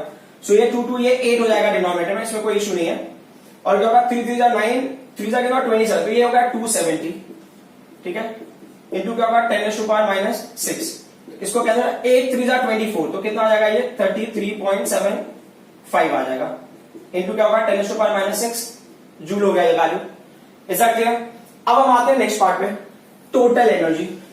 सो टोटल एनर्जी के लिए क्या, इनको ऐड कर दो, इनको ऐड करोगे तो क्या मिलेगा, U1 का वैल्यू कितना है, देखो सब में 10⁻⁻6 मैंने कॉमन ले लेता हूं, 10⁻⁻6 मैंने कॉमन लिया। तो पहला जो वैल्यू है, फर्स्ट वैल्यू क्या है 202.5 प्लस सेकेंड वैल्यू क्या है 101.25 प्लस क्या है 33.75 इंटू 10⁻⁻6 ले लिया हमने, ठीक है, इक्वल टू, अब क्या हो गया ये 75/25 डेसिमल के बाद n.5, तो ये क्या हो गया 0.5 हो गया, ठीक है। अब इसके बाद क्या होता है, ये ऐड किया हमने 3 1 ये, तो ये आ जाएगा आपका 7 और ये 3 और ये 3, तो इनटू क्या होगा 10⁻⁻6, तो ये हो गया आपका फाइनल वैल्यू इतना जूल, ये हो गया टोटल एनर्जी, ठीक है। ये तो ऐसे हो गया। या कभी कभी एग्जाम में क्या होता है ना, find out the total energy of combination, तो अब U1 U2 U3 कैलकुलेट करके फिर आप U कैलकुलेट करोगे, it will be waste of time. तो क्या करना है, उसका आप डायरेक्टली कैलकुलेट कर सकते हो। डायरेक्ट कैलकुलेशन क्या है, ये U is equal to half जो इक्विवेलेंट कैपेसिटेंस है इनटू V स्क्वायर, तो क्या हो गया ये हाफ हो गया। CS का वैल्यू क्या हो गया, CS का वैल्यू में मिला 3 माइक्रोफैराड, सो उसको फैराड में लोगे 3 इंटू 10⁻⁻6। V का वैल्यू क्या है, पावर सप्लाई 50 था ना, तो 15 इंटू 15, ठीक है। और उसको अगर बहुत डीपली एनालाइज करोगे तो 15 ये 225 हो गया ना, मैं यहां कैलकुलेशन कर लेता हूं। सो 15 इंटू 15, ये 15 इंटू 15 क्या हो गया 225, 225 इंटू 3 कर दिया तो 3 5 15, 3 2 6.7, 3 2 6, तो क्या हो जाएगा ये 675 इंटू 10⁻⁻6 डिवाइडेड बाय 2, कैंसिलेशन करो तो 2 3 6, 2 3 6, 2 7 14 एंड 5 इंटू 10⁻⁻6 जूल। तो अब आप नोटिस कर सकते हो कि ये जो एनर्जी यहां पे मिली है और ये जो एनर्जी है, दोनों एनर्जी क्या है, सेम है। तो आप किसी भी मेथड से, अगर टोटल एनर्जी पूछा है तो अगर आपको ये मेथड से आ रहा है तो ठीक है, या नहीं तो आप इस मेथड से ऑप्टेन करो, दोनों मेथड चलेगा, but this is the shortcut method. मैं वापस से रिपीट कर रहा हूं, जब भी क्वेश्चन सीरीज कॉम्बिनेशन के लिए होगा तो सबसे पहला टास्क इररिस्पेक्टिव ऑफ क्वेश्चन में क्या पूछा है, मैंने क्या करना है, मुझे इररिस्पेक्टिव ऑफ क्वेश्चन में क्या पूछा मतलब रिजल्ट, चार्ज और पोटेंशियल में से कोई भी क्वेश्चन पूछा, अगर चार्ज में पूछा है तो चार्ज तक के लिए आपको ये 3 स्टेप तक आना, बट अगर पोटेंशियल तक पूछा है तो ये 4 स्टेप आपको सॉल्व करनी पड़ेगी। लेकिन मान लो कि अगर पोटेंशियल पूछा है फॉर द कैपेसिटर 2, कैपेसिटर 2 का पोटेंशियल है, तो फर्स्ट सेकंड थर्ड पॉइंट तो मुझे सॉल्व करना ही है। जो फोर्थ पॉइंट में मैं सिर्फ V2 को फोकस करूंगा ना, there is no need to find out Q1 and Q2, Q1 and Q3। या कभी ऐसा होता है कि आप समझ नहीं पा रहे हो तो पूरा सॉल्व कर लो, फिर फाइनल में आप आंसर में लिख दो कि V2 का वैल्यू कितना आ रहा है, इज द आंसर, ठीक है। और एनर्जी इंडिविजुअल का भी निकाल सकते हो और टोटल एनर्जी भी निकाल सकते हो। Again we'll discuss about very important concept, how to solve numerical in parallel combination of capacitors. So वापस से हमें कुछ पैटर्न्स फॉलो करने हैं, जैसा हमने सीरीज के लिए डिस्कस किया था। ये 4 पॉइंट्स मैंने यहां लिखा है, बट कंपल्सरी नहीं, all 4 points you need to find out to find the detail of these 2 points. Charge in each capacitor and potential difference across each capacitor निकालने के लिए आपको ये पूरे स्टेप्स फॉलो करने की जरूरत नहीं है, जिसमें से जो फर्स्ट स्टेप है ये कंपल्सरी नहीं है, बट फर्स्ट स्टेप हम कब करेंगे, जब क्वेश्चन में पूछा है इक्विवेलेंट कैपेसिटेंस। इक्विवेलेंट कैपेसिटेंस पूछा है तब आप यूज करोगे, otherwise there is no need. अगर ये नहीं भी निकाला है आपने तो भी आप इन आंसर्स को फाइंड आउट कर सकते हो, बट इक्विवेलेंट कैपेसिटेंस मुझे हेल्प करेगा जब हमें ना टोटल चार्ज यूज करना है डायरेक्टली अगर फाइंड आउट करने के लिए। तो हम डिस्कस कर लेते हैं, अगर जरूरत होगी तो you can use, otherwise there is no need. तो जैसे अभी अगर वहां पे C1 C2 C3 है, 3 कैपेसिटर्स है, तो अगर ये पैरेलल कॉम्बिनेशन होगा तो CP का वैल्यू क्या होगा, पहले इक्विवेलेंट कैपेसिटेंस निकालो, तो C1 plus C2 plus C3, आपने टोटल कैपेसिटेंस निकाल लिया। इसकी रिक्वायरमेंट नहीं है इन पार्ट्स के लिए, अगर आप ये नहीं भी फाइंड आउट होता, डायरेक्टली 2 एंड 3 फाइंड आउट करते थे तो भी चल जाता। अब आ जाता है second point, potential difference across each capacitance. जब भी हम पैरेलल में क्वेश्चन सॉल्व करते हैं पैरेलल कॉम्बिनेशन के लिए, second point is the most important point. इसका मतलब क्या है कि ये जो 3 पैरेलल में कनेक्टेड है, तो ये 3 का जो पोटेंशियल है और जो इन तीनों के अक्रॉस में जो कनेक्टेड है, इनके पैरेलल में जो पावर सप्लाई कनेक्टेड है उसके पोटेंशियल के इक्वल होगा। तो इसका मतलब होगा जो फर्स्ट कैपेसिटर का पोटेंशियल होगा will be equal to potential of second capacitor potential across third capacitor, और ये किसके इक्वल होंगे, जो उन तीनों कॉम्बिनेशन को पैरेलल में कनेक्टेड होगा पावर सप्लाई उसके इक्वल होगा, ठीक है। तो मुझे V की वैल्यू मिल गई। अब क्या होगा, चार्ज इन ईच कैपेसिटर। अब हर कैपेसिटर का चार्ज निकालना है, तो कैसे निकालोगे आप, ये अगेन वेरी सिंपल। सो अगर मुझे ना चार्ज 1 फाइंड होगा ना, चार्ज इन कैपेसिटर 1, तो क्राइटेरिया क्या होगा, Q is equal to C वाला फॉर्मूला ना, तो C1 के लिए फाइंड आउट करना। बट अब देखो यहाँ पे अगर C1 मैं निकाल रहा हूं C1 V1 ऐसे, तो ये C1 का वैल्यू C1 हो गया, बट V1 का वैल्यू क्या है, V है, जैसा कि हमने सीरीज में फॉलो किया था ऐसा पैटर्न। तो अगर आप Q2 के लिए फाइंड आउट कर रहे हो तो क्राइटेरिया अगेन सिंपल है, ये C2 होगा और ये V2 होगा, बट C2 का वैल्यू C2 है, बट V2 का वैल्यू क्या है, V2 is equal to V, जो पावर सप्लाई का वैल्यू होगा, क्योंकि ये जो वैल्यू यहाँ पे मिला है ना डायरेक्टली इनको असाइन हो जाता है, तो टेंशन लेने की जरूरत नहीं। अब अगर मान लो यही मैं कॉन्सेप्ट यूज कर रहा हूं थर्ड वाले के लिए, तो थर्ड क्या हो गया Q3, तो Q3 का क्राइटेरिया क्या हो गया, C3 इंटू V3, तो जैसे आपको मिलेगा C3 इंटू V, जो भी है चार्ज वो मिल गया। तो देखो आपको ना हर कैपेसिटर का पोटेंशियल मिल जाएगा अब तक, और हर कैपेसिटर का आपको चार्ज मिल जाएगा, ठीक है। बट कभी कभी क्वेश्चन में होता है फाइंड आउट टोटल चार्ज। इस क्वेश्चन में दो मैंने दिया नहीं है, बट फिर भी अगर मान लो टोटल चार्ज पूछा है तो क्या करना है, टोटल चार्ज के लिए क्या होगा, capital Q is equal to क्या होता है, Q1 plus Q2 plus Q3, ठीक है। और ऑप्शन भी है इसके लिए, और ऑप्शन क्या है, तो Q is equal to CV होता है ना, तो यहां पे क्या होगा, जो टोटल कैपेसिटेंस है मतलब पैरेलल। तो अब यहां पे फर्स्ट वाले पॉइंट का यूज होगा, एंड जो टोटल पावर सप्लाई है उस मेथड से भी आप टोटल चार्ज निकाल सकते हो। और अगर मान low energy in each capacitor, तो जैसा हमने अब तक डिस्कस किया हुआ है कि U1 का वैल्यू क्या होगा, ये होगा हाफ होगा C1 इंटू V1 स्क्वायर, जो U2 का वैल्यू है वो क्या होगा, हाफ होगा C2 इंटू V2 स्क्वायर, और जो U3 का वैल्यू होगा वो आगे हाफ होगा C3 इंटू V3 स्क्वायर। अब क्वेश्चन ये है कि टोटल एनर्जी क्या होगा।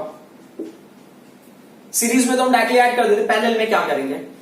अब यहां पे ये पॉइंट को एम्फेसाइज करना बहुत ज्यादा जरूरी है मेरे लिए कि सीरीज कॉम्बिनेशन या पैरेलल कॉम्बिनेशन होगा, total energy is always sum of energy of individual capacitors. So जो मतलब फर्स्ट कैपेसिटर में एनर्जी है, सेकेंड कैपेसिटर में एनर्जी है, थर्ड कैपेसिटर में एनर्जी है, उनको ऐड कर दो, आपको वैल्यू मिल जाएगा। और टोटल एनर्जी का क्या हो गया, हाफ हो गया। जो रिजल्टेंट कैपेसिटेंस है वो लोगे Cp इंटू जो मेन पावर सप्लाई का पोटेंशियल है वो लोगे, तो आपको एनर्जी मिल जाएगा। तो एक चीज आपको याद रखना, जो रिजल्टेंट कैपेसिटेंस है सीरीज के लिए अलग है, रिजल्टेंट कैपेसिटेंस पैरेलल के लिए अलग है। पोटेंशियल कैलकुलेट करने का मेथड और चार्ज कैलकुलेट करने का मेथड सीरीज पैरेलल के लिए डिफरेंट है।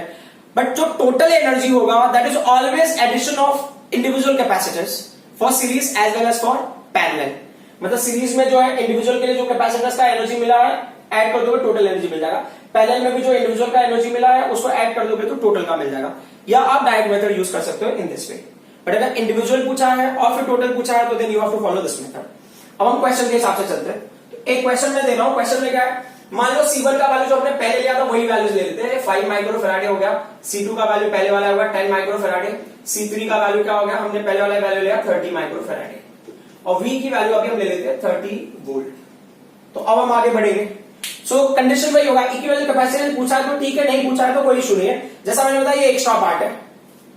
तो यहां पे क्या होगा, हमारे पास क्या है, 5 है प्लस 10 है प्लस क्या है 30 है, पूरे को ऐड करके मिला 45 माइक्रो फैराडे। ये अगर हम नहीं भी निकालते तो भी हम फर्स्ट और सेकंड क्वेश्चन का आंसर आराम से फाइंड आउट कर लेते। अब दूसरे में आ जाते हैं potential difference across each capacitor. मतलब ये जो मेन पावर सप्लाई का वैल्यू है, ठीक है, ये मेन पावर सप्लाई इन तीनों को पैरेलल में, तो मतलब इसके लिए जो पावर सप्लाई का वैल्यू होगा, यहां पे भी 30 वोल्ट असाइन होगा, यहां पे भी 30 वोल्ट असाइन होगा, और यहां पे भी क्या होगा 30 वोल्ट असाइन होगा। तो logically will see V1 equal to V2 equal to V3 equal to total भी दैट इज व्हाट 30 वोल्ट। अब क्या करना है, हमको चार्ज कैलकुलेट करना है। चार्ज का formula Q1 equal to C1 into V1, C1 into V। तो C1 का वैल्यू कितना है हमारे पास, C1 का वैल्यू है 5। V1 का वैल्यू कितना है, V1 is actually V only ना, जो 30 है ना। ये V1 V2 V3 तो जस्ट मैं अंडरस्टैंड करने के हिसाब से लिख रहा हूं, अदरवाइज नहीं। तो ये कितना हो गया 150 हो गया। यूनिट क्या होगा, माइक्रो कूलम। क्यों, क्योंकि ना कैपेसिटर ना माइक्रो फैराडे में। अब सिमिलरली हम Q2 के लिए निकाल रहे हैं। Q2 में C2 का वैल्यू क्या है, C2 का वैल्यू 10 है। अब जो V2 और V है वो सेम है, दैट इज 30। ये वैल्यू कितना हो जाएगा 300 माइक्रो कूलम। अब हम आ जाते हैं Q3 की वैल्यू कैलकुलेट करने के लिए। Q3 का क्या क्राइटेरिया है, C3 का वैल्यू हमको कितना मिला 30 है, और 30 माइक्रो फैराडे, और V3 का वैल्यू और V का वैल्यू, V3 का वैल्यू और V का वैल्यू क्या है, वो भी 30 है। तो ये कितना हो गया 900 माइक्रो कूलम, ठीक है। ये ओके, यहां तक हमने जो कैलकुलेट किया है ये चार्ज का पूरा डिटेल हो गया।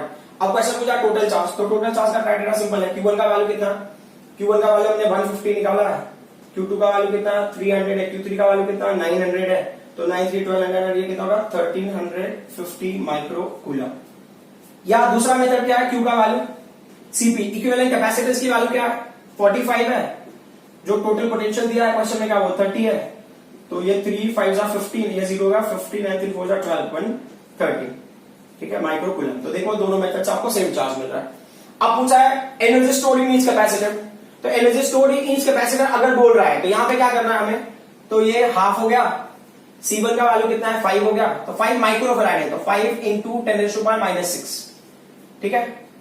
V1 का वैल्यू कितना है, जो V1 है वही V है ना, तो यहाँ पे V1 की जगह मैं V ले लेता हूं, C1 V स्क्वायर, ठीक है, क्योंकि अभी जगह नहीं है, मैं इसके लिए मैं डायरेक्टली लिख दे रहा हूं।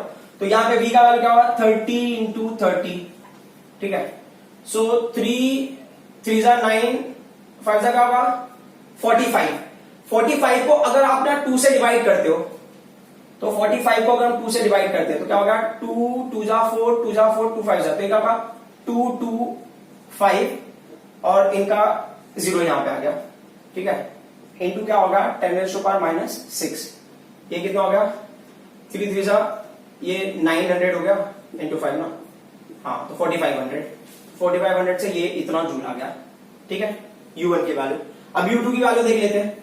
U2 की वैल्यू में वापस से V2 का वैल्यू क्या होगा, वो V ही होगा, है ना, जगह नहीं है इसके लिए मैंने, तो मैं वापस एक स्टेप लिख देता हूं, C2 V2 स्क्वायर, तो 1/2 C2 इंटू V स्क्वायर, तो अब ये 1/2 होगा। C2 का वैल्यू कितना 10 माइक्रो फैराड है, तो 10 इंटू 10⁻⁻6 फैराड में कन्वर्ट किया, तो V का वैल्यू क्या है 30 इंटू 30, तो ये 30 इंटू 30 क्या होगा 900 मतलब 900 होगा, ये 9000 होगा।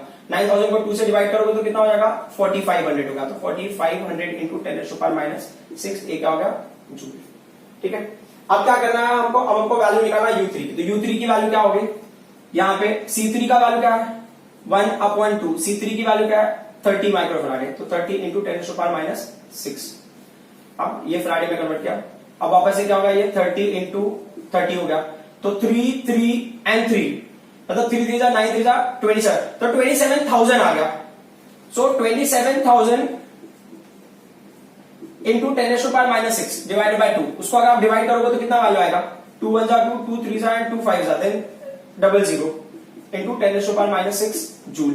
तो ये हो गया फर्स्ट कैपेसिटर का एनर्जी, सेकंड कैपेसिटर का एनर्जी, थर्ड कैपेसिटर का एनर्जी। जस्ट ऐड देम, है ना, ऐड करना।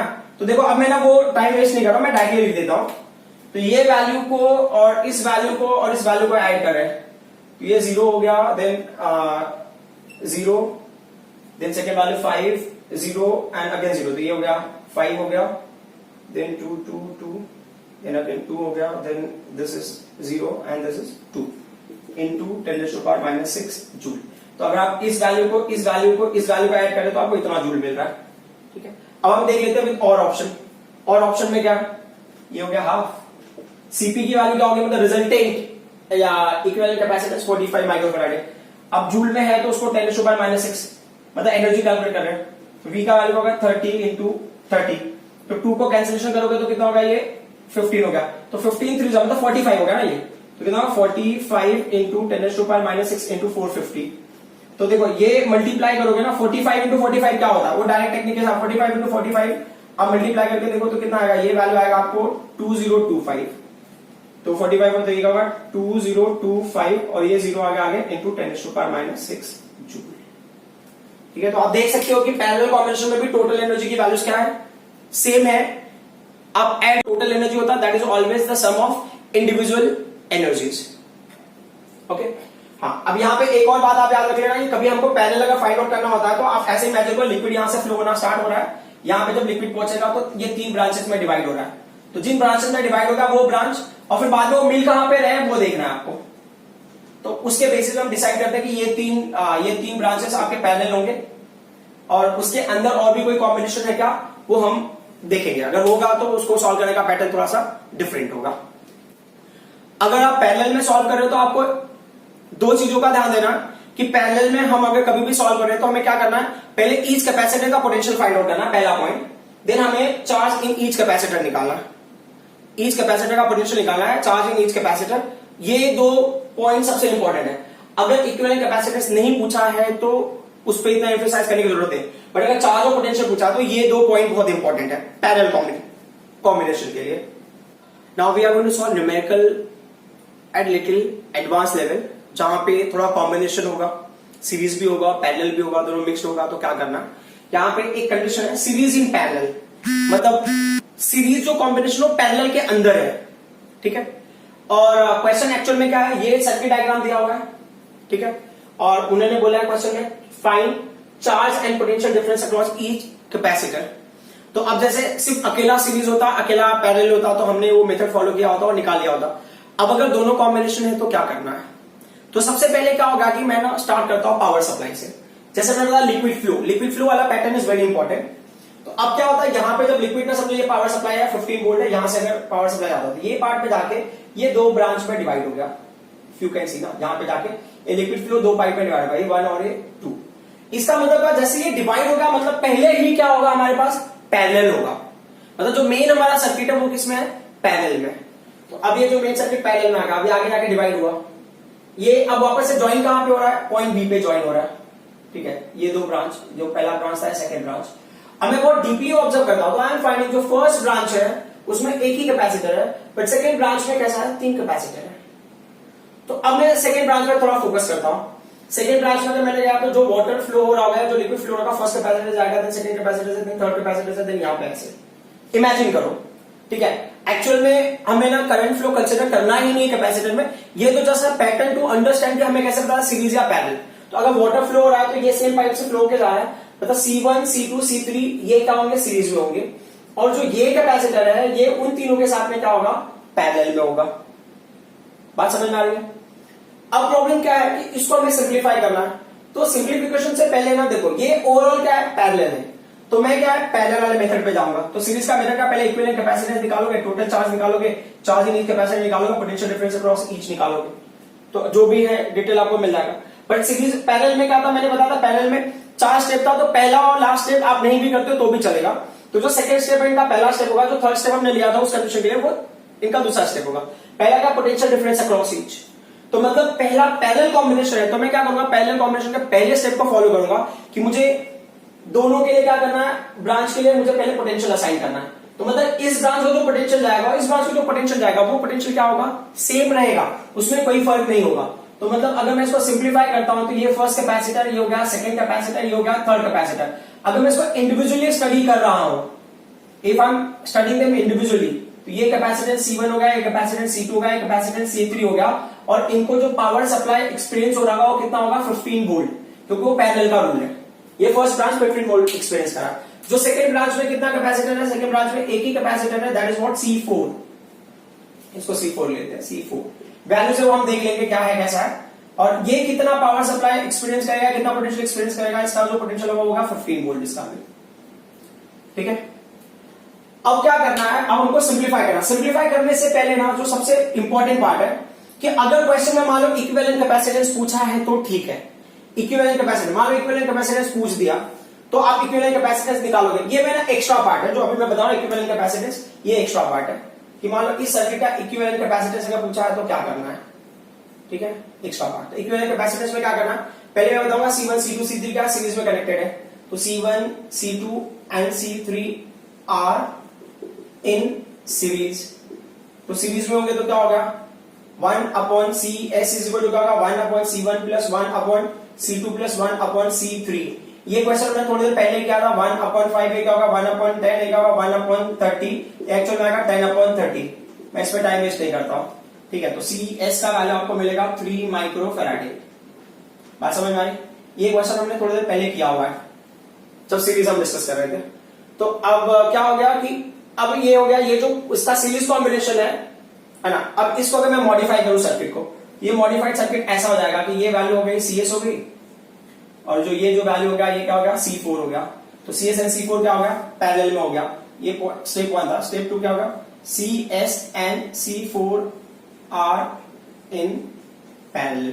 तो पैरेलल का क्या है? CP is equal to CS plus C4। तो कितना? CS का वैल्यू कितना है? CS का वैल्यू है 6, CP का CS का वैल्यू हमें मिला है 3, सॉरी C4 का वैल्यू कितना है? 6 है। तो सॉल्व करके कितना होगा? 9 माइक्रो फैराडे। कोई इशू नहीं। हाँ, अब क्या होता है? अब हम क्वेश्चन पे आ जाते हैं, charge and potential difference across each capacitor. तो अब ऐसा हमें मिला तो हमें क्या होगा? ये सीरीज वाला कॉन्सेप्ट है। ठीक है, तो हमें सीरीज वाले कॉन्सेप्ट को फॉलो करना पड़ेगा। सीरीज का जो पहला कॉन्सेप्ट है, यहां से हमारा सोल्यूशन है, ये सोल्यूशन है। तो सीरीज का जो पहला स्टेप है वो क्या है? First step is find out equivalent capacitance. तो सीरीज का इक्विवेलेंट कैपेसिटेंस हमने निकाल लिया ना। तो अगर आप जैसे अभी मैंने सॉल्व किया तो वो पार्टी मैं यहां पे मान लेता हूं। तो सीरीज का जो इक्विवेलेंट कैपेसिटेंस है वो कितना होगा? 3 माइक्रो फैराडे। ये पहला पॉइंट हमारा मिल गया। ठीक है, अब जो दूसरा पॉइंट होगा टोटल चार्ज निकालना। टोटल चार्ज का क्या कॉन्सेप्ट है? टोटल चार्ज के लिए अगर आप याद करोगे ना, टोटल चार्ज के लिए क्या होगा? Total charge is equivalent capacitance into total potential. तो टोटल कैपेसिटेंस की वैल्यू कितनी है? 3 माइक्रोफैराडे है। टोटल पोटेंशियल कितना है? टोटल पोटेंशियल में 15 दिया है। ये मैं वापस से वही कॉन्सेप्ट को यूज करा सो दैट हमें ना ज्यादा कैलकुलेशन में प्रॉब्लम नहीं हो। तो 45 माइक्रोकूलम, क्योंकि ये माइक्रोफैराडे में तो ये चार्ज होगा माइक्रोकूलम में आ गया, तो टोटल चार्ज मिल गया। अब जो तीसरा पॉइंट क्या है? Charging each capacitor will be what?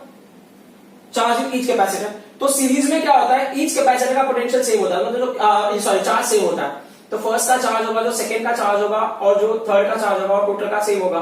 तो इसका मतलब जो क्यू और किसके इक्वल हो गए वैल्यूज? ये वैल्यूज हो गए 45 माइक्रो कूलम। ठीक है, तो मतलब charge and potential difference across each capacitor. तो मुझे ना C1 C2 C3 का ना चार्ज पता चल गया। अब उनका मैं पोटेंशियल भी निकाल सकता हूं। मतलब मुझे ना फोर्थ वाले पॉइंट को सिंप्लीफाई करना। मैंने पहले पैरेलल वाले से ये कंडीशन लिया, फिर क्या चार्ज ईच कैपेसिटर आप वैसे भी निकाल सकते थे, है ना? मतलब चार्ज ईच कैपेसिटर में वही पार्ट हो गया ना, आगे जाके डिवाइड होके। तो अभी इस ब्रांच का कैपेसिटेंस हम निकाल रहे हैं, तो वो ब्रांच में क्या सीरीज है, मतलब इसके सेकंड स्टेप को फॉलो करने के लिए हमें सीरीज फॉलो करना पड़ेगा। ठीक है, मतलब चार्ज ईच कैपेसिटर।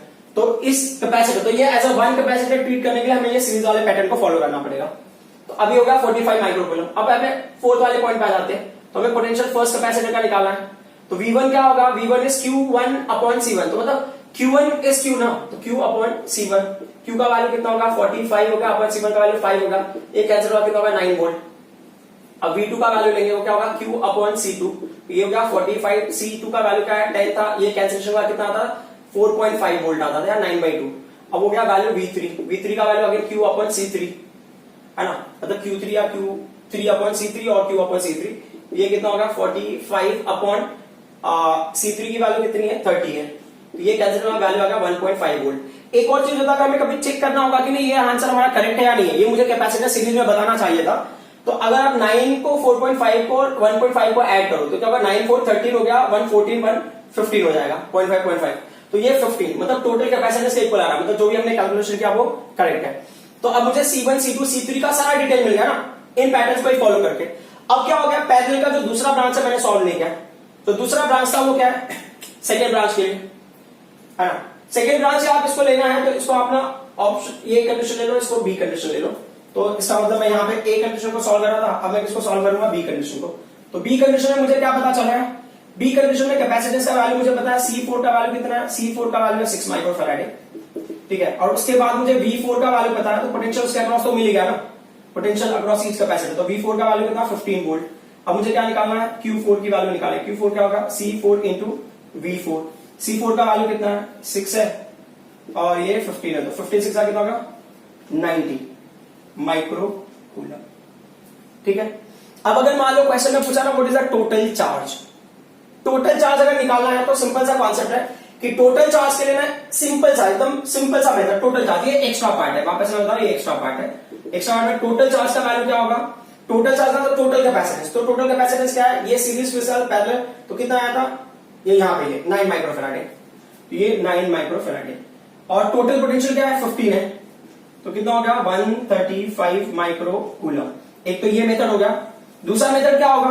दूसरा मेथड ये है कि जो पहले ब्रांच में जो जा रहा है चार्ज, जो फर्स्ट ब्रांच में चार्ज अवेलेबल है, और जो सेकंड ब्रांच, ये एरो तो रिप्रेजेंट करने की जरूरत नहीं है, ये गलत मेथड होगा। वैसे मैं जस्ट समझने के लिए बता रहा हूं। जो फर्स्ट ब्रांच में जो चार्ज होगा, तो फर्स्ट ब्रांच का चार्ज कितना है? फर्स्ट ब्रांच का चार्ज है 45 और सेकंड ब्रांच का चार्ज कितना है? सेकंड ब्रांच का चार्ज है 90। तो 45 प्लस 90 कितना होगा? देख लो, 45 प्लस 90 वो भी कितना होगा? 135। तो यहाँ पे जो टोटल चार्ज होगा वो आगे जाकर डिवाइड हो जाता है, इसमें 45 और इसमें 90 माइक्रोकूलम चार्ज डिस्ट्रीब्यूट होता है। अब हम थोड़े और एडवांस लेवल में आ जाते हैं। हेडिंग है पैरेलल इन सीरीज। सो इसमें हम ना दो न्यूमेरिकल सॉल्व करेंगे। ये जनरल न्यूमेरिकल है, इसको हम यूज करेंगे, इस कॉन्सेप्ट पे बेस्ड है।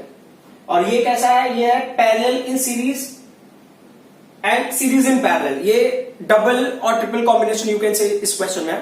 बट पहले हम ना इस क्वेश्चन पे फोकस कर लेते हैं, फर्स्ट क्वेश्चन, क्योंकि अगर आपको ये क्वेश्चन समझ में आ जाएगा तो ये क्वेश्चन आप इजीली समझ लोगे। ये जो क्वेश्चन है ये एनसीईआरटी का क्वेश्चन है, प्लस ये ऑल इंडिया 2008 में पूछा हुआ। उसके अलावा भी ये क्वेश्चन कई बार पूछा हुआ, बट डिफरेंट वैल्यूज के साथ में।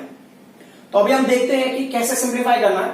तो जब इस क्वेश्चन की हम बात करते हैं तो सबसे पहले क्या होता है कि अगर मैं ना सर्किट को आइडेंटिफाई करने की कोशिश करता हूं तो यहां पे ना दो चीजें होती है, आपको दो बातें याद रखनी है कि इस क्वेश्चंस में क्या है, आपको इक्विवेलेंट कैपेसिटेंस बहुत इंपॉर्टेंट रोल प्ले करता है। तो जैसे आप इक्विवेलेंट कैपेसिटेंस ऑब्टेन कर रहे हो वैसे वैसे आप डायग्राम को क्या करोगे, सिंप्लीफाई करोगे।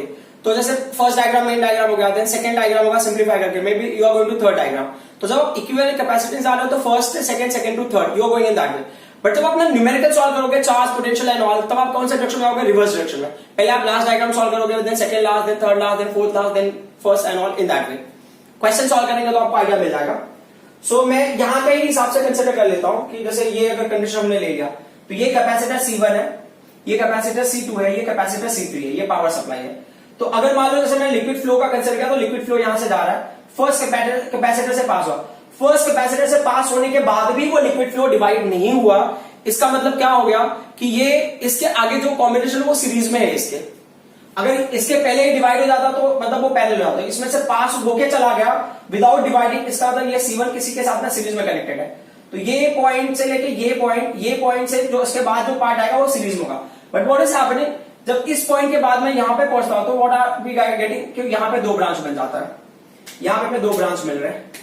तो यहां पे दो ब्रांच मिल गया, तो ये ब्रांच 1 हो गया, ये ब्रांच 2 हो गया, एंड वी आर फाइंडिंग, और ये दोनों कहां पे ज्वाइन हो रहे हैं, यहां पे ज्वाइन हो रहे हैं। तो ब्रांच 1 एंड 2 आर ज्वाइनिंग हो रही है। तो अब कैसा होगा कि ब्रांच 1 में मैं देखता हूं सिर्फ एक कैपेसिटर, ब्रांच 2 में भी एक कैपेसिटर है। सो थैंक गॉड कि अब इतना कॉम्प्लिकेशन नहीं है, ठीक है। तो नहीं तो क्या होता है इसके अंदर मैं सीरीज को भी सॉल्व करना पड़ता। तो अब क्या करना है, जब मैं सर्किट को सिंप्लीफाई करूंगा तो अगर ये सीरीज है तो मैं ओवरऑल ये सीरीज है तो पहले क्या करूंगा, पहले मैं पैरेलल को सिंप्लीफाई करूंगा। पैरेलल को सिंप्लीफाई करके मैं एक रेजिस्टेंस ऑब्टेन करूंगा, फिर उस रेजिस्टेंस को as a one resistance treat करके इसके साथ में सीरीज में लूंगा। तो अब जब मैं सिंप्लीफाई करूंगा तो मैं क्या मेंशन करूंगा, पहले मैं मेरा स्टार्टिंग है, पहले मैं डायग्राम को सिंप्लीफाई करूंगा। डायग्राम को कैसे सिंप्लीफाई करूंगा, तो मेन डायग्राम आपके पास है बराबर, मेन डायग्राम ठीक है, चलो मेन डायग्राम का भी मैं ड्रॉ कर देता हूं क्योंकि शायद जरूरत पड़ जाए हमको। मैं यहां पे सिर्फ कैपेसिटर की वैल्यूज के टर्म में ले रहा हूं, मैं पावर सप्लाई वगैरह। तो ये C1 है, ये C2 है और ये क्या है C3 है। जब आप इसको सिंप्लीफाई करोगे तो यहां पे क्या मिलेगा आपको, C1 मिलेगा, ये कैसा कॉम्बिनेशन है, पैरेलल। तो सिंप्लीफाई करके ये वैल्यू हमको मिलेगा CP के टर्म में, ठीक है। फिर आप इनको पूरे को सिंप्लीफाई करोगे तो आपको जो एक ही वैल्यू मिलेगा, बट ये ओवरऑल कॉम्बिनेशन क्या सीरीज है तो उसको हम CS ले लेंगे। तो अब सिंप्लीफाई करके देखते हैं। अब हमें पहले इक्विवेलेंट कैपेसिटेंस निकाल रहे हैं, तो ऐसे क्वेश्चन में इक्विवेलेंट कैपेसिटेंस निकालना ही पड़ेगा। क्यों निकालना पड़ेगा बहुत देख लेना। तो अब यहाँ हमें 3 पैटर्न्स फॉलो करना होगा, 1 2 3 स्टेप। 3 स्टेप में हमें इक्विवेलेंट कैपेसिटेंस मिलेगा। पहला स्टेप क्या है कि इन दोनों को पैरेलल में लेना है। तो आप बताओगे C2 and C3 are in parallel, ठीक है। तो पैरेलल में तो CP का वैल्यू क्या होगा, CP का वैल्यू होगा C2 प्लस C3, ठीक है। C2 का वैल्यू कितना है 2 माइक्रोफैराड है, C3 का वैल्यू कितना 4, सो 2 प्लस 4 वैल्यू कितना हो गया 6 माइक्रोफैराड हो गया। तो CP की वैल्यू आ गई हमको 6 माइक्रोफैराड। C1 की वैल्यू कितनी है, ऑलरेडी 3 माइक्रोफैराड है, शायद यहाँ पे मैं जरूरत पड़ जाए तो इसके लिए मैं लिख देता हूं, ठीक है। तो अब क्या हो गया कि हमने इसको सिंप्लीफाई करके CP की वैल्यू ऑब्टेन कर ली। अब CP की वैल्यू मिल गई तो अब CP और C1 कैसे कनेक्टेड है, ये कनेक्टेड है सीरीज में। तो जो सेकंड स्टेप हो गया CP and C1 are in series, are in series. जब ये सीरीज में है तो देखो सीरीज का एक ना मैं आपको और मेथड बता देता हूं कि मान लो अगर ना C1 एंड C2 कैपेसिटेंस है, इनको सीरीज में कनेक्टेड है, तो सीरीज में क्या होगा 1/CS इज इक्वल टू क्या होगा 1/C1 प्लस 1/C2। एलसीएम लोगे तो क्या होगा C1 into C2, cross multiplication C2 plus C1। अब रेसिप्रोकेट करो, यहाँ पे CS आ जाएगा, ये क्या होगा C1 इंटू C2 ऊपर चला जाएगा। तो ये C1 प्लस C2 करो या C2 प्लस C1 करो कोई फर्क नहीं पड़ता यहाँ पे। तो अगर दो कैपेसिटर है तो पहले कैपेसिटर को सेकंड कैपेसिटर से मल्टीप्लाई करो, फिर डिनोमिनेटर में उनको ऐड कर दो, तो आपको रिजल्टेंट कैपेसिटेंस मिल जाएगा। तो अब हम ना मोस्टली कोशिश करेंगे उसी मेथड को फॉलो करने के लिए। यहाँ पे CP एंड C1 है कैपेसिटेंस, तो जो CS का वैल्यू होगा वो क्या होगा first capacitor into second capacitor upon first capacitor plus second capacitor. Values देखते हैं, C1 का वैल्यू कितना है, C1 का वैल्यू है 3, CP का वैल्यू कितना है 6 है, फिर क्या होगा 3 प्लस 6 क्या होगा ये 18/9। तो कैंसिलेशन के बाद कितना वैल्यू हो गया 2 माइक्रोफैराड। तो ये हो गया इक्विवेलेंट कैपेसिटेंस। अब इनका क्या यूज है, क्यों हमने ये सब किया है, वो चीज आप स्लोली समझ जाओगे। तो सबसे पहली पार्ट कि जब हम इस क्वेश्चन को सॉल्व करें तो अब क्या करना है, जब इसको सिंप्लीफाई कर रहे हो तो अब ना charge and all find out करने के लिए आपको रिवर्स डायरेक्शन में जाना है, रिवर्स डायरेक्शन। तो रिवर्स डायरेक्शन में पहले मैं किसको सॉल्व करूंगा, इसको सॉल्व करूंगा, फिर मैं इस पार्ट को सॉल्व करूंगा, then I will get the third one. अब मैं लास्ट वाले पे आ जाता हूँ। लास्ट वाले से क्या फर्क पड़ता है मुझे, लास्ट वाले में देखो, अगर आपको ध्यान देना है तो आप यहां से देख लो ना, अगर ये सीरीज होता, मान लो ये पॉइंट में इसके पहले वाले पे आ जाता C1 and CP। C1 and CP का क्या क्राइटेरिया कि C1 CP किसमें होगा, सीरीज में। तो सीरीज का क्या रूल था, सीरीज में पहला टास्क है कि आप इक्विवेलेंट कैपेसिटेंस निकालो, दूसरा है टोटल चार्ज निकालो, वही चार्ज ना हर कैपेसिटर के इक्वल होगा, हर कैपेसिटर के लिए इक्वल होगा, फिर आप ईच पार्ट का पोटेंशियल निकाल सकते हो। तो जो मेरा पहला पार्ट है, मैं एक्चुअली ना इस पार्ट को सिंप्लीफाई कर इस पे फोकस कर रहा हूं। तो इसका फोकस ये है कि इसका इक्विवेलेंट कैपेसिटेंस तो CS है, तो मतलब मैं पहले ना लास्ट वाले को ही फाइंड आउट, लास्ट वाले सर्किट है, तो लास्ट वाले सर्किट डायग्राम में CS का वैल्यू पता है, CS का वैल्यू क्या है 2 माइक्रो फैराडे। मतलब एक्चुअली हम सिंप्लीफाई करें इस वाले पार्ट को, हाँ ये वाले पार्ट को सिंप्लीफाई करें तो मतलब इसका चार्ज पता चलेगा, तो मतलब यही चार्ज है इसमें वही रहेगा। तो अब क्या हो गया कि टोटल कैपेसिटेंस इस ब्रांच का क्या हो गया, ये करो या ये करो वो आपके ऊपर डिपेंड करता है। तो CS का वैल्यू होगा 2 माइक्रो फैराडे, तो ये 2 माइक्रो फैराडे ये पूरे पार्ट का हो गया। तो अब क्या होता है कि अब क्वेश्चन में हमें टोटल चार्ज निकाला, टोटल चार्ज का क्या फॉर्मूला है, टोटल चार्ज का फॉर्मूला है जो टोटल कैपेसिटेंस मिला है इनटू टोटल पोटेंशियल। तो अब मुझे ये देखना है कि ये जो CS है, तो अगर मैं ऐसे भी देखूं ना, यहां पे ये पूरे को कितना वोल्ट अप्लाई था 30 वोल्ट, तो अब ये कॉम्बिनेशन 30 वोल्ट, ये कॉम्बिनेशन 30 वोल्ट। तो अब इसको इंडिविजुअल टाइप लो या इसको एक साथ में लो, दोनों में कोई फर्क नहीं पड़ रहा, तो मैं इसके हिसाब से ले रहा हूं क्योंकि बाद में मुझे वहीं पे आना है। तो जो CS हो गया, मतलब ये पूरे का जो टोटल कैपेसिटेंस है वो क्या CS हो गया, और इस टोटल पोटेंशियल कैपेसिटेंस पे कितना वैल्यू लगा था हमें, V वैल्यू लगा। तो CS का वैल्यू कितना है, CS का वैल्यू है 2 माइक्रो फैराडे, V का वैल्यू कितना है 30 है, तो ये कितना हो जाएगा 60। ये माइक्रो फैराडे में है तो इसके लिए किसमें होगा, माइक्रो कूलम में होगा। मैंने पहले भी बताया कि जो यूनिट कन्वर्जन होगा वो होगा सिर्फ और सिर्फ एनर्जी के लिए, बाकी कहीं पे भी आपको यूनिट कन्वर्जन करने की जरूरत नहीं है। पोटेंशियल चार्ज सब में वैसे रखना है, सिर्फ एनर्जी के टाइम पे यूनिट कन्वर्जन करना पड़ेगा आपको।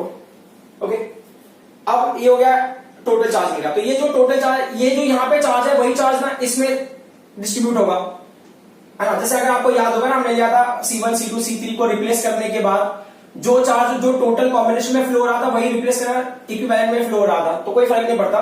तो ये जो चार्ज होगा इक्विवेलेंट में फ्लो हो रहा है, वही चार्ज इसमें भी फ्लो होगा, तो वो चार्ज की वैल्यू क्या हो गई, Q हो गया। तो अब जो अगला स्टेप है ना, ये पहले स्टेप को सॉल्व किया, सेकंड स्टेप को, सीरीज का थर्ड स्टेप क्या है कि ये इसके चार्ज को हम ले लेंगे Q1, जो पैरेलल है उसके चार्ज को हम ले लेंगे QP, ठीक है, और वो किसके इक्वल है, टोटल चार्ज के इक्वल है, जिसकी वैल्यू क्या हो गया 60 माइक्रो कूलम हो गया, 60 माइक्रो कूलम। अब हमें मिल गया इसका भी चार्ज और इसका भी चार्ज। अब जो हमारा अगला स्टेप था वो क्या था, अब हमें पोटेंशियल निकालना ईच का। तो अब अगर इसका पोटेंशियल निकालना V1 का, तो V1 का पोटेंशियल क्या है, V1 का पोटेंशियल होगा उसका चार्ज अपॉन ये C1, बट Q1 की वैल्यू क्या है, Q अपॉन C1। तो Q का वैल्यू क्या है 60 माइक्रो कूलम है, और C का वैल्यू कितना है, C1 का वैल्यू कितना है, C1 का वैल्यू 3 माइक्रो फैराड है। तो ये कैंसिलेशन के बाद क्या होगा, वैल्यू 20 हो गया, तो ये 20 वोल्ट हो गया। मतलब मुझे ना V1 का पोटेंशियल मिल गया। तो कहना है get the potential for the CP part, जो पैरेलल कॉम्बिनेशन वाला पार्ट है, ये जो रिजल्ट है ना, तो वही है क्राइटेरिया कि VP का वैल्यू मतलब पैरेलल कैपेसिटर का जो वैल्यू है, तो उसके लिए क्या हो गया, charge for the parallel combination का जो कैपेसिटर CQP अपॉन क्या हो गया, CP हो गया। बट यहां पे क्या होगा, जो पैरेलल वाला जो है वैल्यू उसका भी चार्ज Q के इक्वल ही है, तो अपॉन क्या है CP। तो Q का वैल्यू कितना है 60 माइक्रो कूलम है, अपॉन CP का वैल्यू कितना है 6 है, तो कैंसिलेशन कितना होगा, ये 10 वोल्ट। ये वाले पार्ट का आप तो या तो ऐसे सिंप्लीफाई कर सकते हो, और उस पार्ट में मैं एक ऑल्टरनेट ऑप्शन भी बता रहा हूं। तो ऑल्टरनेट ऑप्शन को अगर आप देखोगे तो क्या है उसका ऑल्टरनेट ऑप्शन। सो अगर हम ऑल्टरनेट ऑप्शन देख रहे हैं तो ऑल्टरनेट ऑप्शन में क्या होगा कि जैसे भी देखो यहां पे क्या होता है, एक रूल होता है कि जो टोटल पावर सप्लाई दिया वो कितना है 30 है, तो 30 इसमें और इसमें डिवाइड होगा। तो मतलब यहां पे क्या होगा कि ये जो टोटल पावर सप्लाई है वो क्या होगा, कैपेसिटर 1 को जाएगा और पैरेलल वाले सेट को जा रहा है, तो टोटल का वैल्यू क्या है 30 है। V1 का वैल्यू हमने यहां पे निकाला हुआ है, V1 का निकालने के बाद उसकी वैल्यू कितनी है 20 है। तो जो पैरेलल वाला सेट है उसके लिए क्या होगा, तो पैरेलल सेट के लिए वैल्यू क्या जाएगा 30 minus 20 is equal to 10 volt. आप जो भी मेथड यूज करना है वो आप अपने हिसाब से यूज करना, either you use this one और यू यूज दिस वन, वो आपकी अपनी चॉइस है। तो अब मुझे क्या हो गया, C1 का वैल्यू मिल गया, CP का वैल्यू मिला। CP के लिए यहां पर जो पोटेंशियल मैंने VP का वैल्यू हो गया 10 वोल्ट। अब क्या होता है कि ना, जब ये पैरेलल का टोटल जो सेट आया था पैरेलल कॉम्बिनेशन उसका वैल्यू 10 वोल्ट है, तो 10 वोल्ट में ना इस ब्रांच का जो टोटल होता है वो सेम होता है, तो ये एक्चुअल टोटल है। तो मतलब यहां पे क्या हो गया कि अगर मुझे V3 की वैल्यू निकालनी होगी तो V3 एक्चुअली क्या है ना, जो ये जो VP का वैल्यू है वही V3 है, जो किसके इक्वल है, 10 वोल्ट के इक्वल। और यहाँ पे जो V2 का वैल्यू होगा VP के इक्वल होगा, that is what again 10 volt. समझ में आ रही बात? तो अब हम उस पर एक्सरसाइज करते हैं। तो अब अगर देखो ये कैपेसिटर 1 के लिए क्या होगा, कैपेसिटर 1 के लिए मुझे चार्ज भी पता चला, कैपेसिटर 1 के लिए पोटेंशियल भी पता चल गया। कैपेसिटर 2 के लिए और 3 के लिए निकालना है, तो कैपेसिटर 2 और 3 का मुझे पोटेंशियल पता चल गया है ना। देख रहे हो ना, VP का वैल्यू निकाल उसको स्प्लिट कर देना है, मतलब यही वैल्यूज ना दोनों पे सेम पोटेंशियल आएगा। तो अब अगर मैं निकाल रहा हूं फॉर C2 कैपेसिटर, तो C2 कैपेसिटर में C2 का वैल्यू क्या है, C2 का वैल्यू है 2 माइक्रोफैराड। अब जो V2 का वैल्यू है वो किसके इक्वल है, V2 का वैल्यू ना V पैरेलल के इक्वल है, दैट इज व्हाट 10 वोल्ट हमको मिला था। तो अब मैं इससे क्या कर सकता हूं, Q2 का वैल्यू निकाल सकता हूं, C2 इंटू V2, और आप देख सकते हो C2 into VP that is what 2 into 10, तो टोटल कितना हो जाएगा 20 माइक्रो कूलम। नेक्स्ट वाले पार्ट में कौन से कैपेसिटर के लिए, C3 के लिए। तो अगर आप C3 के लिए निकाल रहे हो तो क्या होगा, फॉर C3, तो C3 का वैल्यू कितना है, C3 का वैल्यू 4 माइक्रोफैराड है, फाइन। और V3 का वैल्यू क्या होगा, V3 वो जो पैरेलल वाला वैल्यू मिला ना VP, तो V3 का वैल्यू जो पैरेलल वैल्यू मिला है वो कितना होगा 10 वोल्ट। तो अब अगर मुझे Q3 निकालना होगा तो क्या होगा C3 इंटू V3 और C3 इंटू VP, तो C3 का वैल्यू कितना है 4 है इंटू 10, तो टोटल कितना हो गया 40 माइक्रो कूलम। तो अब अगर एक चीज और नोटिस कर सकते हो कि इसमें जो मिला है ना चार्ज, हमें जो Q2 का वैल्यू मिला वो 20 माइक्रो कूलम है, इसमें जो चार्ज मिला वो कितना है 40 माइक्रो कूलम है। तो 20 प्लस 40 को ऐड करो कितना 60 हो गया, तो ये कैपेसिटर में 60 माइक्रो कूलम होना चाहिए, क्योंकि यही चार्ज आगे जाकर डिवाइड होता है। तो देख लो यहाँ पे 60 माइक्रो कूलम मिल गया। तो अब आप देखो कि क्या आपको हर क्वेश्चन का आंसर पता है इसमें, तो देख लेते हैं। क्वेश्चन क्या है, चार्ज इन ईच कैपेसिटर, तो इसका चार्ज यहाँ पे है, इसका चार्ज यहाँ पे है और इसका चार्ज यहाँ पे है। अब देख लेते हैं सबका पोटेंशियल पता है, तो इस वाले का पोटेंशियल यहाँ पे निकाला हमने 20 वोल्ट, इसका पोटेंशियल हमको 10 वोल्ट मिला हुआ है, बराबर। तो बस क्या है कि आपको ना एक पर्टिकुलर पैटर्न को फॉलो करना है, वो सबसे इंपॉर्टेंट है। यहां पे आपको याद करने वाली बात जो है वो ये है कि जब मैं ना VP जो पैरेलल, इन दोनों के पैरेलल को सिंप्लीफाई कर जो कैपेसिटेंस मिला है उसका जो पोटेंशियल होगा वही पोटेंशियल ईच ब्रांच को जाएगा। जब भी हम कोई भी चीज फाइंड आउट कर रहे हैं उसमें एक जो सबसे इंपॉर्टेंट पार्ट है कि आपको यूनिट कन्वर्जन कहीं पे भी नहीं करना है। आप यूनिट कन्वर्जन आपके लिए कंपलसरी हो जाता है जब आप एनर्जी के लिए ले रहे हो, बिना यूनिट कन्वर्जन के भी आपको आंसर मिल जाएगा। जस्ट इतना ध्यान रखना है कि अगर कैपेसिटेंस माइक्रोफैराडे में है तो चार्ज माइक्रो कूलम में होगा, पोटेंशियल आपको वोल्ट में मिल जाएगा। बट जब आप एनर्जी फाइंड आउट कर रहे हो तब यूनिट कन्वर्जन इज मस्ट। ये क्वेश्चन एनसीईआरटी क्वेश्चन है, प्लस ये सीबीएसई में 2008 में पूछा हुआ है, और इसी पैटर्न में जस्ट वैल्यूज बदल करके काफी सारे क्वेश्चन पूछे हुए हैं, और ऐसे क्वेश्चन कॉम्पिटिटिव एग्जाम में भी कई बार आए हुए हैं। सो जस्ट मैं एक चीज हम देखना चाहते हैं कि क्या हो रहा है इस केस में। तो देखो यहाँ पे अगर आप जनरली हम देखते हैं तो हमको ऐसा लगता है ये और ये ब्रांच पैरेलल में है और उसके साथ में ये भी पैरेलल में है, बट वैसा नहीं है। इस क्वेश्चन में काफी सारे लॉजिकल टर्म्स है, उस पर हम फोकस करते हैं। तो अगर आप देखते हो यहाँ से देखो पावर सप्लाई से हम स्टार्ट करते हैं। यहाँ पे ये समझो कोई एक टर्मिनल है, यहाँ से अगर ये जा रहा है तो ये फर्स्ट कैपेसिटर से पास हो गया, मतलब ये कैपेसिटर सीरीज में है किसी के साथ में, इसको हमने पॉइंट ए ले लिया है, यहाँ पे ये पॉइंट बी है, ठीक है। तो अब मुझे क्या दिख रहा है कि यहाँ पे ये वाला पार्ट का तो अलग ही कॉन्सेप्ट है, बट ये जो है एज इट इज ही रहेगा। तो मैं इस वाले पार्ट को ऐसे ही कॉपी कर लेता हूं। तो इस डायग्राम को सिंप्लीफिकेशन इज मोर इंपॉर्टेंट, क्योंकि इसमें क्या होता है काफी लोग ना सिंप्लीफिकेशन में मिस्टेक कर जाते हैं। तो सिंप्लीफाई अगर आपने रॉन्ग किया हुआ है डायग्राम को तो फिर आपको मिस्टेक हो सकता है, यहाँ पे आपसे मिस्टेक हो सकता है। तो ये जो पॉइंट है ये पॉइंट आपने ले लिया है बी, ठीक है। और ये जो है कैपेसिटर में ये कैसा है, कैपेसिटर C1 है, ये कैपेसिटर C2 है, ये कैपेसिटर C3 है। उनकी वैल्यू जो भी होगा हम देख लेंगे। ये जो पॉइंट है ये पॉइंट A है, यहाँ पे पॉइंट B है, ठीक है। अब A पॉइंट के पहले ऐसे का कंटिन्यू, मान लो अगर इसको ना स्ट्रेट करके ऐसे कर लेते हो, क्योंकि वायर ही है ना, वायर को तो आप कैसे भी मोल्ड एंड फोल्ड कर सकते हो, दैट इज योर चॉइस। जैसे कि अभी कोई वायर है, वायर को आप सर्कुलर शेप में रखो, ट्रायंगुलर शेप में रखो, स्क्वायर शेप में रखो, it's up to you. But क्या होता है कि हमें लिक्विड फ्लो के हिसाब से देखना है। तो अब यहाँ पे जो वैल्यू होगा ये क्या होगा, ये है कैपेसिटर हमारा C4 है, और यहाँ पे ये है हमारा पावर सप्लाई का वैल्यू, ठीक है। तो यहाँ पे जो पावर सप्लाई है ये है एक्चुअली 300 वोल्ट। डायग्राम ऐसे है, तो आप देख लो 300 से स्टार्ट होगा, C4 से जाएगा, फिर वो A तक पहुंचेगा। तो 300 से स्टार्ट हुआ, C4 में से जाएगा, फिर वो A पे पहुंचेगा। A पे जाने के बाद ये स्प्लिट हो रहा है, तो दो ब्रांच बनेंगे, ठीक है, ब्रांच 1 एंड ब्रांच 2।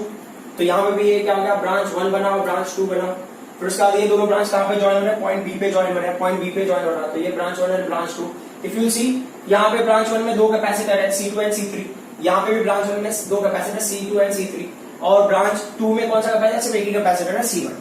तो इसका मतलब क्या हो गया कि ये दो सीरीज में है और ये ओवरऑल इसके साथ पैरेलल में है, फिर ये ओवरऑल वैल्यू क्या है इसके साथ में, सीरीज में। तो अगर मैं डायग्राम को सिंप्लीफाई करता हूं तो मुझे कैसे करना पड़ेगा, सेकंड स्टेप मेरा क्या होगा, C4 will remain C4, C1 will remain C1। ये जो C2 C3 है ना, उसको सिंप्लीफाई करेंगे तो वो वैल्यू क्या हो जाएगा, वो होगा फर्स्ट टाइम CS। ठीक है, ये सेकंड स्टेप है। अब हम अगले स्टेप पे आते हैं। जब आप उसको और सिंप्लीफाई करते हो तो C4 will remain C4, C1 and CS को आप सिंप्लीफाई करोगे तो वैल्यू इसमें कन्वर्ट हो जाएगा, CP में कन्वर्ट हो जाएगा। ठीक है, अब यहां तक भी स्टॉप कर दोगे तो भी चलेगा, या फाइनली जो आपको डायग्राम मिला है वो क्या हो जाएगा, CS। आपने CS यहाँ पे ऑलरेडी लिया है तो ये CS1 ले लिया मैंने। ठीक है, just to create the difference.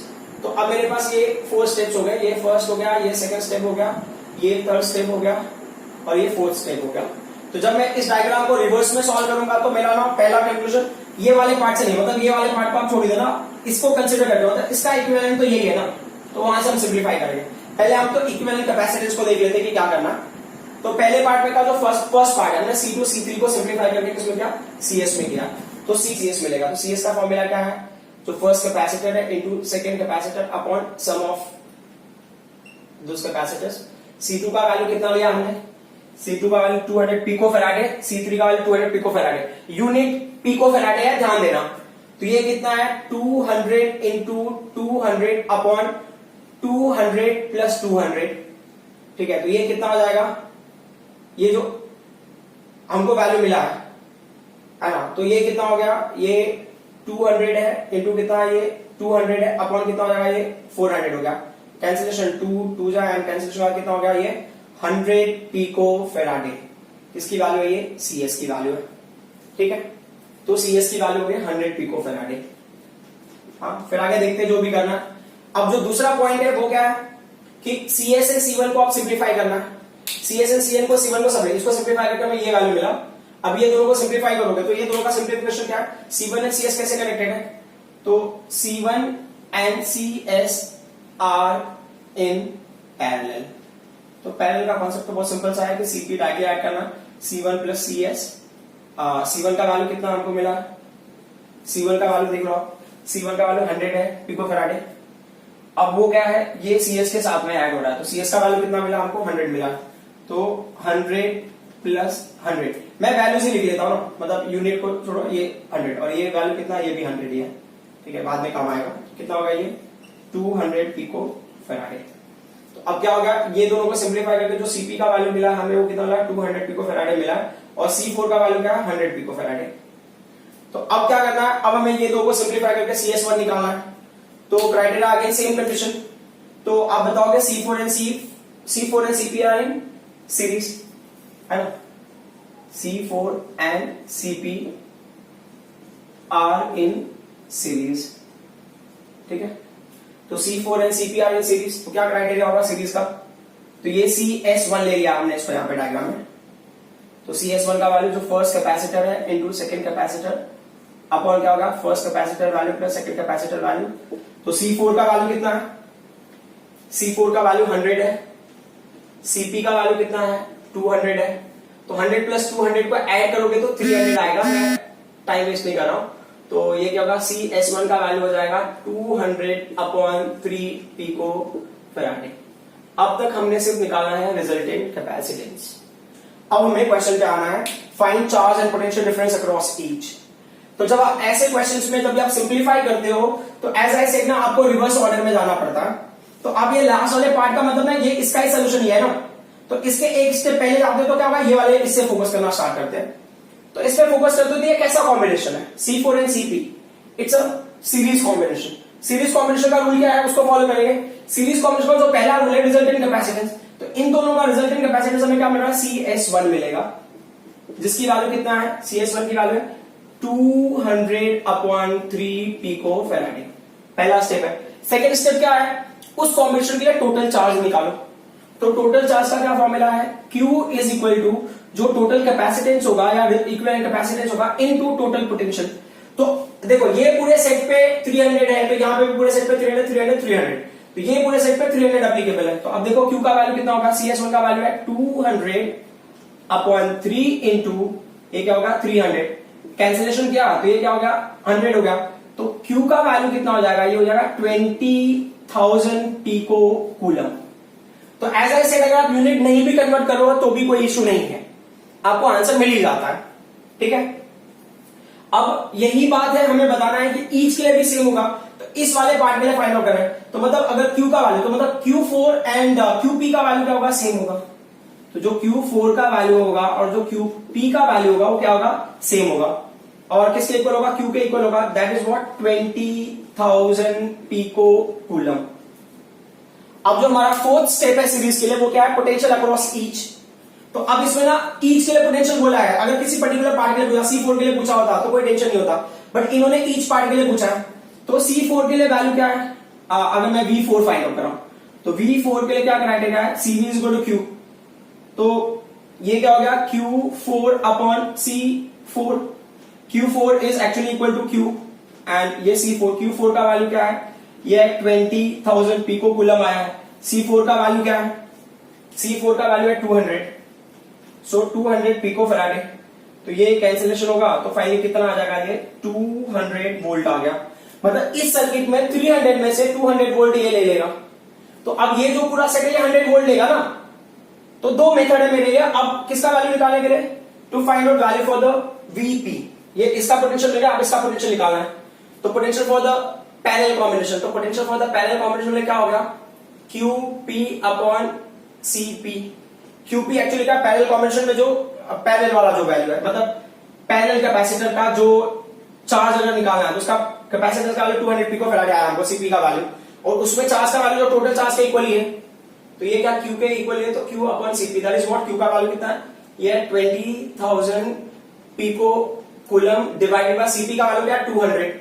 तो कैंसिलेशन का वैल्यू कितना होगा 100 वोल्ट। और जो दूसरा मेथड हमने लर्न किया वो क्या है कि जो टोटल पोटेंशियल है वो कितना है 300 है, बराबर ना। तो उसमें से कैसा V4 के फॉर्म में पोटेंशियल जाएगा और पैरेलल वाले के लिए फॉर्म में पोटेंशियल जाएगा। तो ये 300 हो गया, V4 का पोटेंशियल मैंने निकाला कितना 200 वोल्ट। तो ये होगा पैरेलल वाले का पोटेंशियल कितना हो जाएगा, ये हो जाएगा 100 वोल्ट। अब क्या करना है, यहां पे जो पोटेंशियल मिला है, ये जो VP पोटेंशियल यहां पे मिला है, जो पोटेंशियल आपको VP मिला है 100 वोल्ट, यही पोटेंशियल यहां पे जाएगा। तो ये जो CS करके मिला है ना CS पे, तो ये जो VS का पोटेंशियल है और VP का पोटेंशियल सेम होगा, दैट इज व्हाट 100 वोल्ट। और यहाँ पे C1 है तो C1 पे जो पोटेंशियल होगा V1 होगा, वही ना पैरेलल वाला पोटेंशियल होगा VP, that is what again 100 volt. तो अब हम इसमें क्या करते हैं कि देखो ये C1 वाली वैल्यू है तो उसको हम इजीली स्पेसिफाई कर सकते हैं ना। C2 C3 को हम बाद में सिंप्लीफाई करते हैं, C2 C3 को हम बाद में सिंप्लीफाई करते हैं। अब ये क्वेश्चन आपको समझ में आ गया तो उसको मैं रब कर देता हूं, क्योंकि हमें पोटेंशियल और कैपेसिटेंस निकाला है इस कैपेसिटर का। तो अब मैं क्या करता हूं कि अब इस ब्रांच को जब मैंने ब्रेक किया ना यहाँ पे, तो C1 है CS, अब मैं ना C1 पे फोकस कर लेता हूं। C1 पे फोकस किया तो क्या हो गया फॉर C1, तो C1 पे अगर फोकस किया है तो मुझे क्या समझ में आ रहा है, जो C1 कैपेसिटेंस है, ठीक है, उसके अक्रॉस जो पोटेंशियल मिला है वो किस फॉर्म में मुझे मिला है, VP के फॉर्म में मिला है, तो दैट इज V1। और कितनी वैल्यू मिल रही है मुझे 100 वोल्ट मिल रहा है। तो अब क्या करना है, तो C1 का वैल्यू कितना है, what's the value for C1। अच्छा सॉरी, अब डायग्राम यहाँ पे था, वो आप डायग्राम थोड़ा रिवर्स करके देख लो, या मैं लिख देता हूं यहाँ पे। C1 की वैल्यू 100 है, ये वैल्यू कितना था 200 था, ये कितना था 200 था और ये 100 था। तो C1 का वैल्यू कितना 100 पिको फैराडे, बराबर। और V1 का वैल्यू क्या है, वो V पैरेलल वाला वैल्यू है जो ना यहाँ पे ये CP मतलब VP को जो वैल्यू मिली है वही स्प्लिट हो रहा है इसके लिए, C1 के लिए और CS के लिए। तो कितना होगा, VP स्प्लिट होकर कितना मिला, ये 100 वोल्ट यहाँ पे मिला था।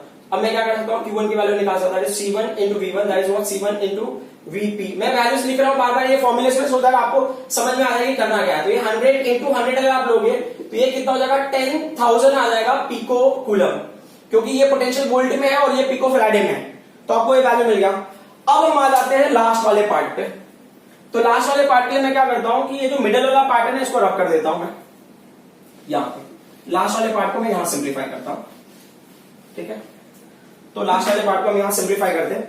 लास्ट वाले पार्ट में क्या होगा कि अब आप अगर देखोगे ना, ये जो पार्ट, जो ये पोटेंशियल वीएस वाला, तो ये जो सीएस है ऐसा तो है, सीएस पे क्या हो गया, पहले वो कभी सीएस था, ये सीएस था, तो हमने क्या देखा है, जो सीएस है उसको जो पोटेंशियल लग रहा है, हमने क्या लिया था, वीएस लिया था, वो क्या होगा, वी पैरेलल, जिसका वैल्यू था 100 वोल्ट। इसी को जब हम ट्रांसफॉर्म करते हैं तो ये सीएस एक्चुअली सीएस नहीं है, सीएस क्या है, C2 एंड C3 का कॉम्बिनेशन है।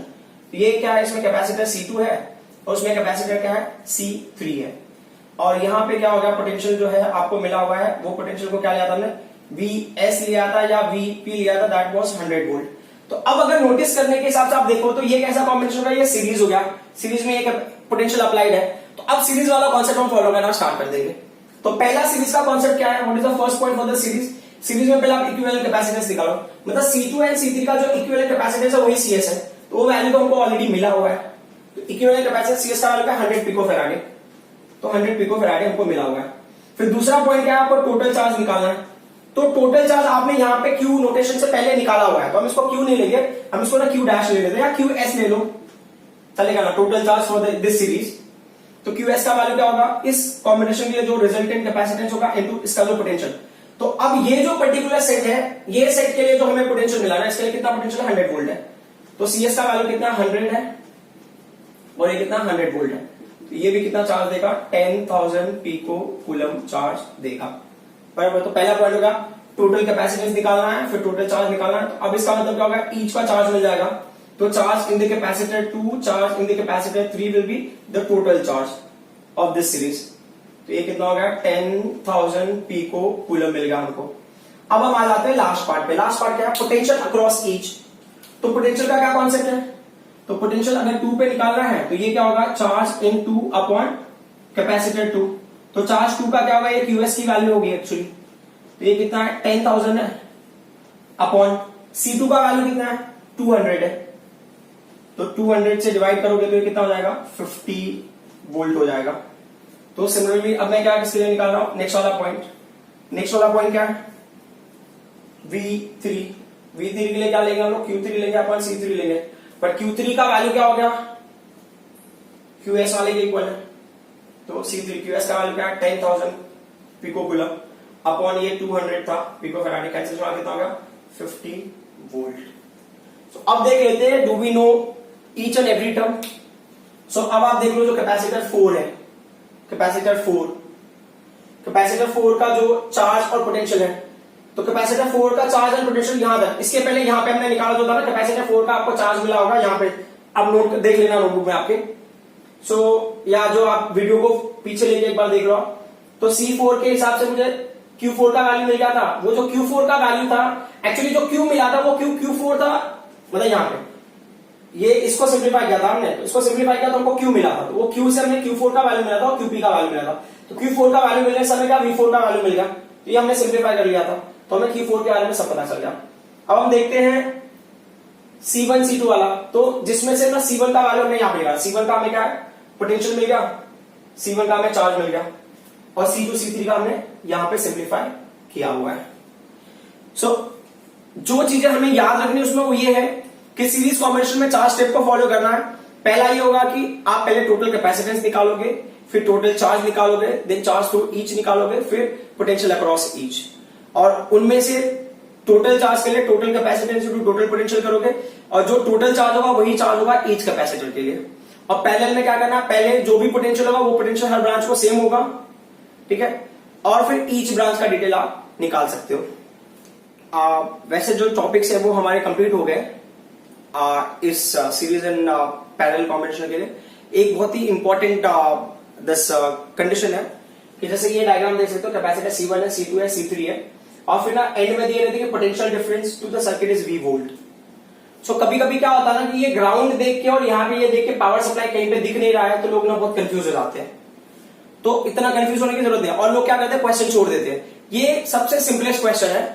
सिंपल सी बात है कि अगर इसका मतलब हो गया कि ये पॉजिटिव टर्मिनल को कनेक्टेड है, नेगेटिव टर्मिनल को कनेक्टेड है, उनके बीच का डिफरेंस कितना, V वोल्ट है, तो ये इस तरह का डायग्राम बनता है। मतलब एक्चुअल में ये क्या है, सीरीज कॉम्बिनेशन वाला न्यूमेरिकल है।